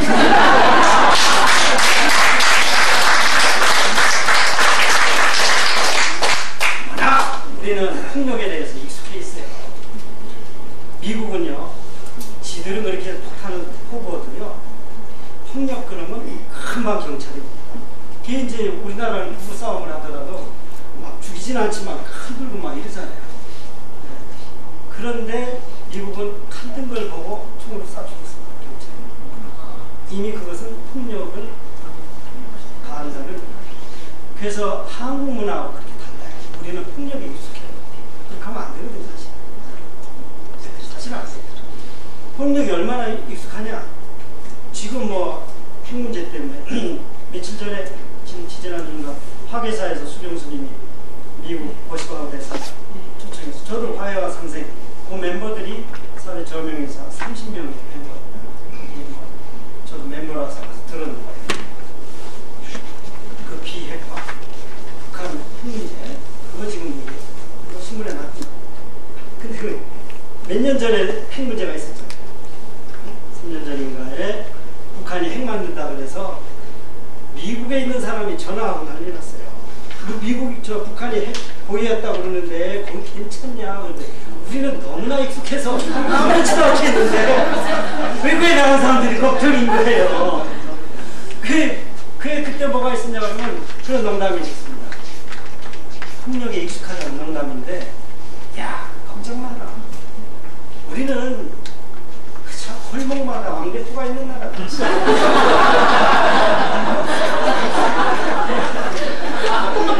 그런 줄 아냐? 여기 지금 내가 여기서 이제 혹시나 이제 가끔 김태재 사장하고 가면 짜다가 술 늦게 하고 그러면은 대리운전 해주고 택시도 태워주고 거리마다 또 도심마다 청아 택시도 있는 아니 청아 택시 목숨 내고 그 뭐가 있습니까? 이 거리마다 비행청소년이 넘쳐난다. 아니 사람이 날아다니는 끝까지 비행청소년. 아니 한 단계 더 나갑니다. 우리나라는 아주 무장이 잘 돼 있다. 술집마다 폭탄주가 있다. 근데 이제 결정판이 마지막입니다. 자, 핵 문제? 핵탄두가 뭐 한 두세 개 있다는데 우리나라는 남한은 집집마다 핵가족이다. 이 5가지 농담이 있었어요. 그만큼 우리 사회가 폭력에 익숙하다는 얘기입니다. 자, 불교는 표가의 종교입니다. 5번째, 아니 4번째 과학시대의 종교다. 그랬더니 여러 사람들이 당신은 물리학자 아니요. 그러니까 과학시대의 종교라고 하겠지. 천만에 맞습니다. 저는 제 얘기가 아니고요. 부처님 말씀의 여러 문제가 자연에 대한 얘기, 네? 그리고 사례들이 거의 다 자연에서, 그리고 그 인식에 관한 얘기. 이게 20세기 과학문명에 상당히 중요한 그걸 했는데 그걸 제 얘기를 하지 않고 20세기에 가장 유명한 과학자 누구라고 했습니까? 아인슈타인이요. 유태인이잖아요. 걔 독일에서 있다가 2차 대전 나올 때 미국으로 이민 가죠. 그래서 프린스턴 대학에 그 유명한 신학대학이 있는 프린스턴 대학 거기서 바로 아까 얘기했듯이 근본주의가 나왔는데 거기 가서 교수 생활하면서 1939년도에 과학과 종교라는 강연을 한 번 합니다. 1939년도에. 이런 것에 관한 혹시 구체적인 그 원문이나 자료 이런 거 필요하면 제가 나중에 이메일을 물어보세요. 제가 드릴게요. 그걸 들이돼야 설득력이 있거든요. 어디서 박광석에서 그러다가 그런 소리가 없죠. 근데 1939년에 강연을 하면서 한 얘기가 있습니다. 미래의 우리 종교는 자연과 물질과 정신과의 대통합을 이루는 종교라야만 미래의 종교가 됐습니다. 그가 얘기했죠. 과학시대가 됐기 때문에 그거를 아우르지 않는 종교는 종교로서 이제 되지 못했습니다. 단적으로 얘기해서 그런 과학시대의 요구에 부응하는 종교를 하나 꼽으라고 한다면 불교라고 할 것입니다. 여러분, 아인슈타인이 불교를 뭘 얼마나 했겠어요? 그런데요, 20세기 초반에 과학자들, 아인슈타인을 포함해서 많은 과학자들이 원자 이론을 만들었던 보아라는 사람이 있습니다. 아십니까? 보아도 그런 얘기했습니다. 우리가 이 양자 이론이나 이런 것들, 물질의 근본에 대해서 인식에 관한 것을 얘기하려면 동양의 석가모니나 노자와 같은 사람들이 생각했던 인식론으로 돌아가 봐야 돼요. 좀 어려운 얘기지만 그런 얘기를 한 구조들이 있습니다. 여러분, 불교는 미신도 무상성교다. 그야말로 첨단 과학자들이 불교야말로 미래 과학시대의 종교다 라는 것을 얘기하는 그런 자랑스러운 종교예요. 누가 이것을 우상숭배의 미신이라고 합니까? 저는 그것을 확인하기 위해서 사실은 처음에 얘기하다가 지금까지 왔는데 확인하기 위해서 물리학을 했습니다. 왜?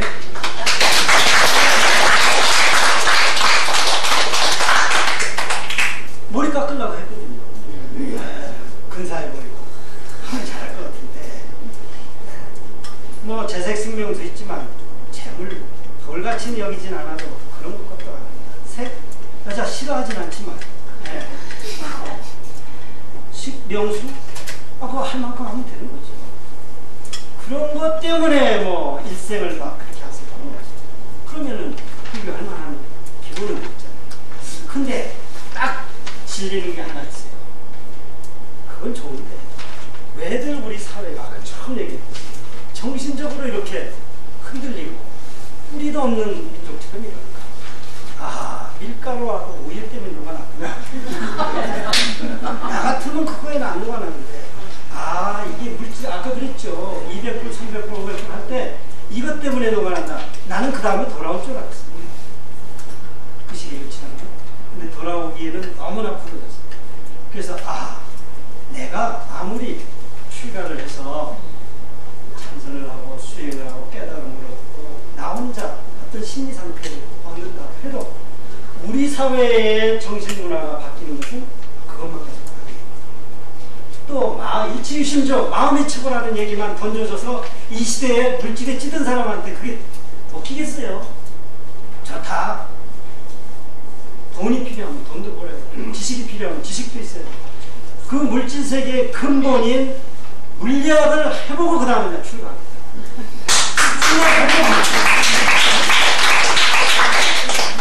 출가를 하려고 물리학을 합니다.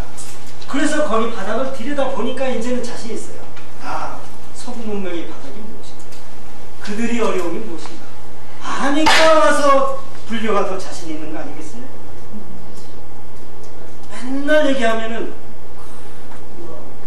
뭐 구름 떠도는 얘기, 그다음에 어쩌고 쾅 두드리는 것만 해가지고 우리에게 뭘 전달하는 거예요? 물질을 얘기하면 물질로도 얘기를 해야 돼요. 돈을 얘기하면 돈으로도 얘기해요. 정주영 할아버지처럼 제가 아무리 돈이 의미가 없다 누가 믿어요? 저같이 돈이 없으니까 지금 돈이 없으니까 그렇게 안 믿죠. 돈이 있던 정주영 할아버지나 우리 이건희 씨가 돈 행복과 무관하다 그럴 때는 귀가 솔깃하죠. 막 주식으로 지금 몇 년 사이에 몇백 프로 펀드를 벌었네 어쩌네 하는 사람이 그 얘기 들으면 뭔 얘기일까 이런 생각이 날 거예요. 그래도 나 같은 사람 옆에서 그래봐야 안 먹혀요. 돈이 없으니까. 돈을 가지고 얘기하면 돈이 있는 사람이 얘기를 해야 돼요. 지식을 가지고 있는 사람은 지식을 가지고 있는 사람이 얘기를 해야 돼요. 일체신주로 피해갈 수 있는 얘기 아닙니다. 그렇죠? 부처님이 왜 피해가지 않았느냐? 돈이 필요해요. 국가에서 제일 많이 갖고 재색신고에서 할 때 색 여자 필요해요? 수십 명이 여기 걸려 있는데 아주 질려서 도망갑니다. 그거 어떤 사람이니까 색에 걸려있던 거지. 물질이 필요하다. 그런 거를 평생 쫓아가면 부처님 얘기가 안 들어. 좋아. 나는 전생에 뭘 했는지 모르지만 재물이나 이런 거 별 그런 건 없어. 그런데 한 가지 우리 사회가 이렇게 흘리는 것은 밀가루와 이런 거에 흐르니까 좋다. 물질 세계의 본고장인 미국이라는 나라에 가서 물질과 관련된 근본 물질 세계의 자연과학을 공부하고 그리고 나와서 승려 생활을 하면 괜찮다. 그런데 거기에 걸려 넘어져서 이렇게 물리학 교수를 있습니다. 올 때도요. 아까 저 서강대에서 학교 쫓겨나는 하나만 얘기했고, 두 번째는 미국에서 올 때 동국대에 됐어요. 동국대에 가야 되는 줄 알고. 그때 황수영 총장이 있는데, 황수영 총장이 그 뉴욕에 있는 법안 스님이 돌아가셨어요. 부총장 했었습니다. 박 박사는 틀림없이 동국대학교에 가야 돼. 나도 그런 줄 알았어. 그래서 동국대학교 그런 내지어 그랬더니 내가 편지를 씁니다. 총장, 전장 하던 사람이 현 총장한테 깨알 같은 것으로 냈어요. 그때 송수영 총장이 그런 사람이 아니냐. 그럼 동국대학 뽑아야지. 그러면서 물리학과에다가 이 사람 뽑아라. 물리학과에서 지금 신학을 잘 알지만 이 총장님 봐야 우리 심사하기도 전에 여기서 올라가야 될 판인데 신장하 씨도 여기서 올라갔으면 괜찮았을 거예요. 총장이 내려서 뽑힌다고 그러니까 나도 신조가 될 뻔했어요. 박정화 될 뻔했습니다. 위에서 내리니까 밑에서 그때는 그래도 동국대학교 2류대학이나 됐어요. 지금 3류로 됐지만 그래가지고 총장이 황수영 총장이 뽑으란다고 해서 이 사람들이 심사를 미루고 있었어요. 미루고 있는데 서강대학교에서 전화가 왔어요. 나는 거기 내지도 않았죠. 서울대학교에 미끄러진 게 이력서가 글이 흘러들어가. 거기에 뭐 다 이력서. 옛날에는 종교도 썼어요. 그래서 불교도 쓰고 다 흘러들어갔어요. 그래서 지금 쫓아낼 수가 없죠. 내 이력서에 불교 다 뽑았는데. 그래서 지금 보면 서로 웃지만, 그리고 동국대학교 여러 교수들이 동국대학교에 박 교수 같은 사람 하나만 있어도 난 좋겠다. 그런데 내가 그랬죠. 동국대학교 갔으면 박 교수가 안 되고 박정화가 됐을 겁니다. 아무 일도 못했을 겁니다. 그 층층 시야에 내가 서강대학교에 있으니까 마음껏 내가 불교 활동을 하는 것이지 내 할 일 다 해놓고, 그렇죠? 마음껏 내가 동국대학을 비판하고 종단에 아무도 걸리는 게 없으니까 종단이 이렇게 하면 안 된다는 얘기도 하고 그런 거죠. 부처님이 걸린 거예요. 그렇잖아요. 맞습니다.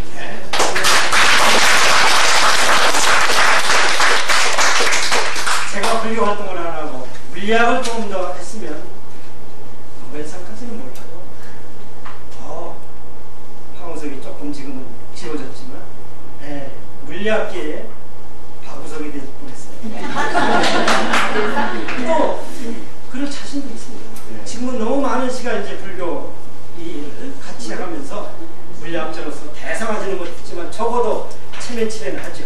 절대로 지금도 이 나이에도 전부 다 우리 과에서 제가 나이가 제일 많은데 제가 거의 10몇 명 교수 중에 상위 한 두세 번째 연구업적을 아직도 내고 있어요. 그 젊은 애들이 죽기 때문에 선배가 잠을 1시간 부정은 될 것 아니냐. 할 수 있는 거지. 집중하면 할 수 있는 거지. 이것도 하고 저것도 하고 어떻게 그렇게 합니까? 원고를 언제 씁니까?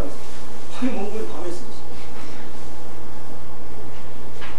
과학시대의 종교라는 것 때문에 물리학을 했고 물리학의 희소성 때문에 불교와 현대문리학이라는 그런 글도 썼습니다. 혹시 필요하면 제가 이메일 주소 나중에 드릴 테니까 요청하세요. 파일을 보내드리겠습니다. 자, 마지막으로 이 과학시대의 종교 그 아인슈타인 얘기 끝냈고요. 마지막으로 우리 민족문화의 뿌리다. 이건 너무나 당연한 거죠. 처음부터 얘기했지만 이 얘기를 하더라도 이건 몇 시간이에요. 문화라는 게 뭡니까? 이 얘기만 합시다. 문화라는 게 뭡니까? 문화라는 건 풍토, 기후, 모든 자연환경, 그리고 사람들끼리 만들어낸 작품이 문화라는 거예요. 그렇죠? 그래서 그 사람들이 다른 나라에 가서 살아도 문화가 달라집니다. 아예 외딴 섬에 가서 살아도 문화가 달라집니다. 이게 총체적인 게 문화입니다. 땅과 물과 기후와 그다음에 사람들과 짐승과 이렇게 전체적으로 만들어내는 게 문화예요. 말도 그럼. 그러면 우리가 여기서 살면서 우리 문화라는 것이 다른 문화와 비교해서 우열을 가릴 수 없는 게 문화입니다. 그렇죠? 네, 우열을 가릴 수 없어요. 그런데 기독교인들 우리나라에 무슨 종교가 있었고 무슨 문화가 있습니다. 완전히 다 지우고 싶다 이런 생각 심정. 그냥 그렇죠. 문화는 그런 거예요. 여러분들이 미국 선교사들에게 세뇌가 돼서 그런 것처럼 앵무새처럼 얘기를 하지만 문화는 그런 게 아닙니다. 우리는 문화민족이라고 그러지만 지금은 문화민족인지 궁금해요. 문화에 대한 너무 정신세계에 대해서 너무나 우리가 좀 빈약해요. 그 문화라는 건 이런 거 예를 들면 미국 사람들하고 우리나라 사람들하고 많이 달라요. 비슷한 상황에서 달라요. 여러분 미국 사람들 같으면은 우리나라는요. 나는 호텔 가면 왜 이렇게 그 수건을 그렇게 큰 걸 주는지 모르겠어요. 오늘은 작은 걸 여러 개 주면 좋겠어요. 작은 거 가지고 이것도 쏙쏙 이렇게 했으면 좋겠어요. 이렇게 두껍고 큰 걸 줘가지고 두루마기 이렇게 미국 애들이 그러거든요. 미국 애들 왜 그러냐? 얼굴을 닦아도 이렇게 쏙쏙 안 닦습니다. 얼굴을 어디 큰 수건에다 대고 이렇게 머리를 들어요. 우리는 손을 돌려서 수건으로 하는 타입이기 때문에 작은 수건이 필요한데 걔네들은 이렇게 걸어놓고 머리를 잘 보세요. 그게 시킨 것도 아닌데 그렇게 돼요. 네. 아니 그죠? 아니 그래도 그렇죠. 우리는 제일 그러면 이러는데 네? 걔네들 첫 번째 세면은 이거부터 셉니다. 이렇게 해요. 하나 둘 잘하죠. 예. 이것이 다 다른 거예요. 색깔도요. 우리는 새빨간 거짓말. 걔네들은 화이트 라이. 하얀 거짓말. 그게 그 배경이 달라서 그래요. 우리 새빨갛다 그러면 탐욕스러워, 욕망, 그래서 욕심이 끼었기 때문에 이런 걔네들은 그런 것으로 이해하지 않고 거짓말을 비계하다고 생각해요. 그래서 화이트라는 것은 야만 그렇게 생각합니다. 거짓말은 굉장한 범죄죠. 그런데 그 문화라는 게 그렇게 다른 거예요. 그 도대체 걔네들은요. 지금은 이렇게 계산기가 있어서 그렇지만 벌써 제가 갔을 때마다 그런 계산기가 잘 없을 텐데 돈 세면요. 막 10,000원짜리 쓰면 이렇게 세는 거는 기본이고 거스름돈 주면요. 7,560원 그러면 우리는 너무나 계산을 잘해요. 우리는 어떻게 해요? 7,560원, 2,440원 딱 계산해서 줘요. 뺄셈을 너무나 잘해요. 걔네들은 덧셈도 그렇지만 뺄셈은 더 못해요. 그러니까 도저히 이게 그렇게 계산이 안 돼요. 그러니까 어떡하냐? 7,560원 그러면요. 잔돈을 줄 때 10원짜리 6개 더 주고요. 그래서 7,600원. 지가 그렇게 얘기해요. 그 다음에 100원짜리를 더 4개 놓고 그래서 8,000원. 1,000원짜리 2개 더 주고 그래서 10,000원. 합산만 할 줄 아니나. 그게 머리가 나쁘고 좋고 있는지가 아니라 이 문화입니다. 이렇게 해서 그런데 우리나라 사람들은 참 그걸 잘하죠. 그런 걸 보면은 문화라는 것은 또 언어라는 것은요. 이 뭐 예만 지금 몇 개 들었지만 그것만 들어도 너무너무 재미난 예들이 많아요. 그만큼 문화가 다르다는 것은 흥미있고 인류 문화유산으로서 서로 존경하고 깨지 말아야 돼요. 지금 우리는 탈레반이 석부를 다 부시고 야만이 지금은 그 풍토에서 그 민족이 갖고 있는 문화를 유지하는 것이 전 세계적인 지금 화두예요. 저 경주의 그 문화유산을 김영삼 대통령 때 그게 수천 명의 학자들이 저 경주의 고속철 가운데 들어가면 저거 망한다. 네, 망한다고 했어요. 그런데 김영삼 대통령이 문화 문명입니다. 사실은 이 신문에 나오는 정치, 경제, 국제, 사회 뒤로 갈수록 모르는 게 김영삼. 아는 거는 정치. 그 중에서 싸우는 정치 반만 아는 게 김영삼인데 그걸 부산의 경남의 불자의 바다라고 하는 거기서 모셔놓고 그 다음에 우리는 불리에 굉장히 힘들었습니다. 김영삼 대통령 이번에 성직자들 그 조사에 의하면 불교인들 성직자들 특히 이제 스님들이겠죠. 그분들이 생각하기에 우리 역사상 김영삼 대통령만큼 불교가 힘든 데 없다 이렇게 나옵니다. 여러분들 직접 모르죠 개인적으로. 저는 처절하게 그래서 내가 부산에만 가면은 부산 사람들한테 지역 사람 뽑아서 좋은 게 얼마나 있습니까. 그럼에도 불구하고 나는 더 크게 이룬 것은 불교가 너무나 그 당시에 힘든 것이었다. 피해를 많이 봤습니다. 그 중에 이제 뭐 여러 가지 중에 하나 있지만 경주 그 고속철을 통과하세요. 저는 전국을 돌아다니면서 그 반대 운동을 하고 그랬습니다. 그래서 청와대 그때 박세일 교수, 지금 한나라당 뭐 저기 했던 분이죠. 지금은 이제 그만뒀지만, 그리고 이각봉에서 이런 사람들이 있어. 제가 청와대 들어가서 이 안에 문화문명이 한 사람이 있으니 그 사람은 당신들이 책임지죠. 박근 내가 이기영 박사하고 책임지겠습니다. 그 전국을 다니면서 서명운동을 했습니다. 그때 서명운동할 때 마침 무슨 운동이 있었냐면 그 불교계에도 종토세를 매긴다, 세금 매긴다 그래가지고 스님들이 그거 서명 바꿨어요. 신도 들어오면 그것은 제가 그거는 종토세 이렇게 만들어줘도 다시 국민들이 그건 이상하다. 그래서 종교인들이 이상하다고 불교인들이 합심해서 하면 바꿀 수가 있는 것이 그겁니다. 그러나 경주에 한번 철마가 들어가서 저기를 망가뜨려 놓으면 그건 영영 못 바꾸는 것이 전부라지. 그렇죠? 그래서 그 판게 있고 나중에 할 게 있죠. 이거부터 서명운동할 때 스님들이 깨어나 있지 못해가지고 금방 돈 내는 것만 급해가지고 그거는 100몇십만 서명을 받았어요. 근데 제가 전국을 돌아다니면서 서명 받은 이 경주 살리기는 20만밖에 못 받았습니다. 그런데도 결국은 해냈습니다. 막았습니다.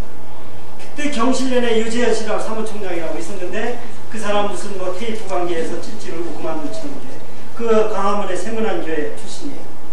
박세인 교수하고 동기인데, 그리고 요즘에 머리 깎고 했던 뭐 서경석 목사하고 다 같은 동기. 그 친구가 경실련 사무총장에 있으면서 내가 그랬죠.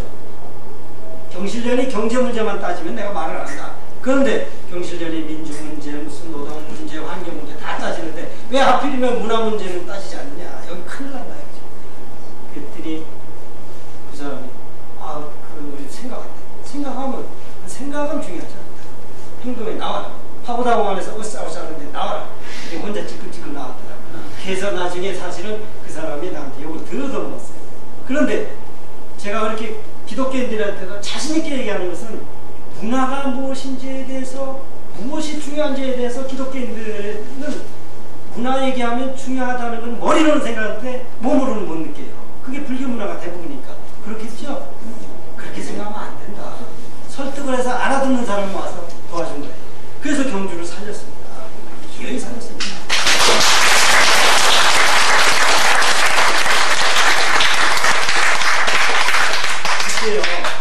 그때 서강대학교 미사가 있어요. 교직원 미사가 있어요. 교직원 미사가 있는데 신부가 전화해서 박 교수 와서 강론을 해라. 얼마나 웃기는 얘기예요. 농담입니까? 아닙니다. 그렇지 않아요. 아니 보세요. 세 가지 중에 하나만 대파도 내가 강론이고 뭐 다 하겠습니다. 첫째, 나는 세상에 다 아는 불교신자입니다. 근데 불교신자고 강론을 하라니 좀 이상한 거 아니에요?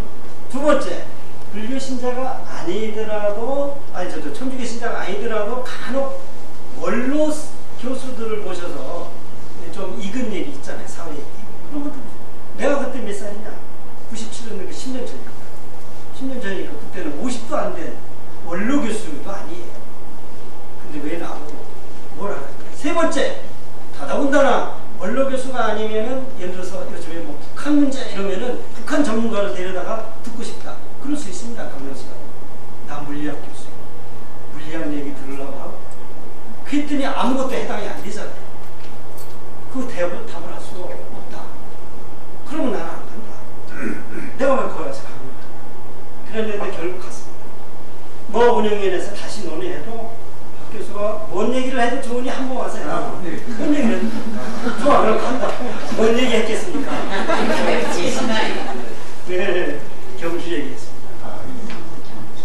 나는 김수환 추기경을 존경한다. 네.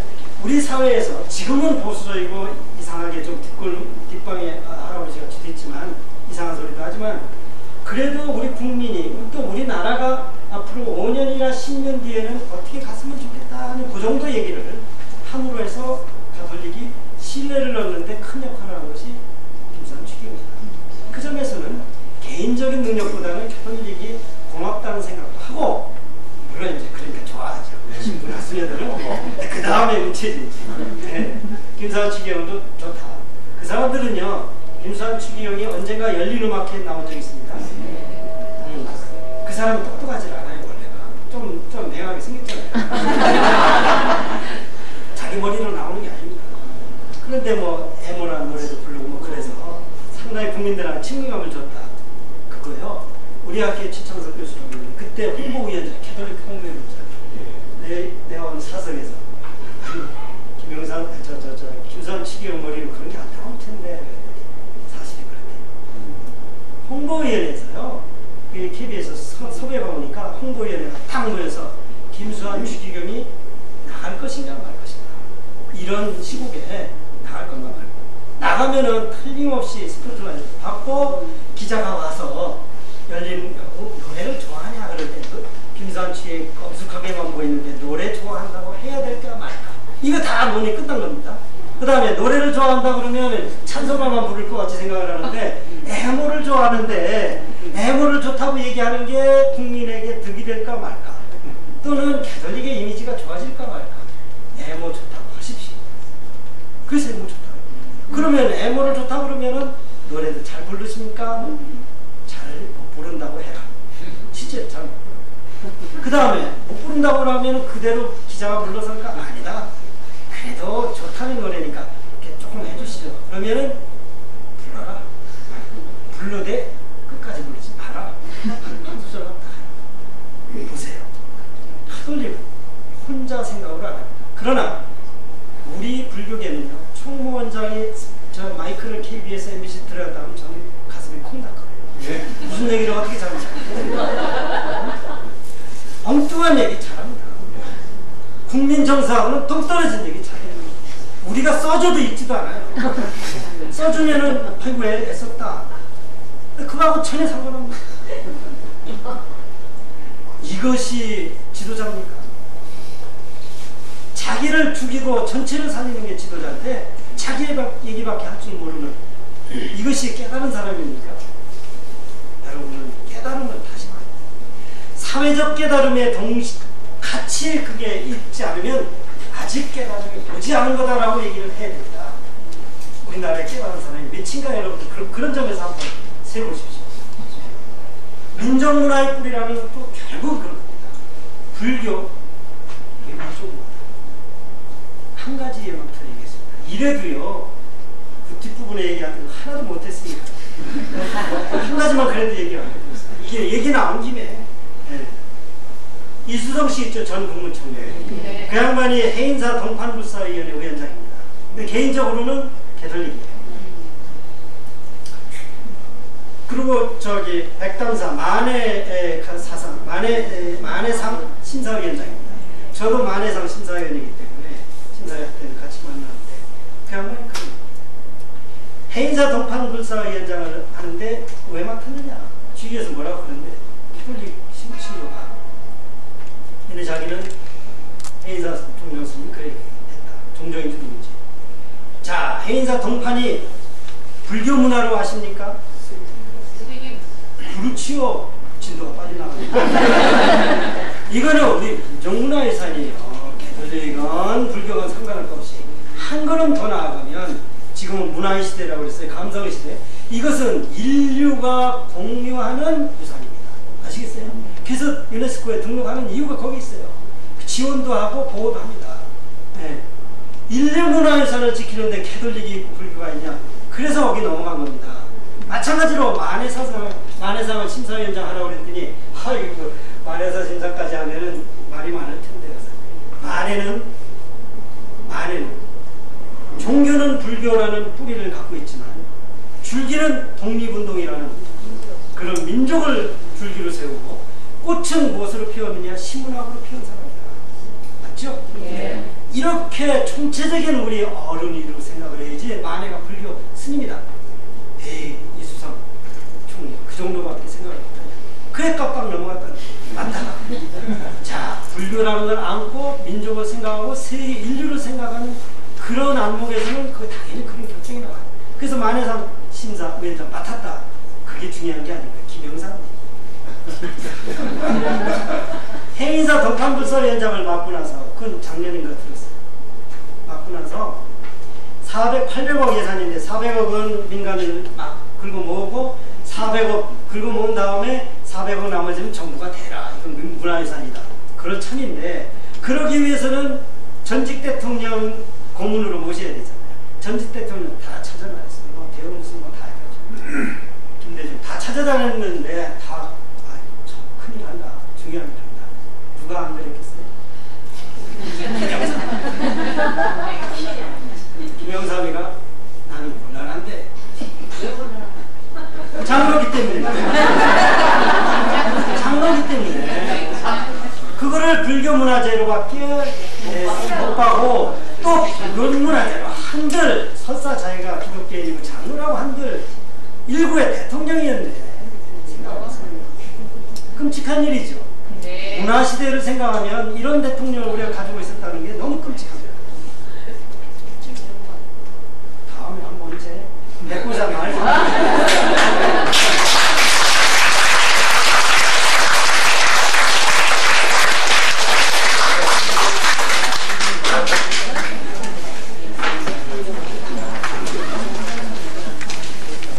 그 자료 읽어보시고요.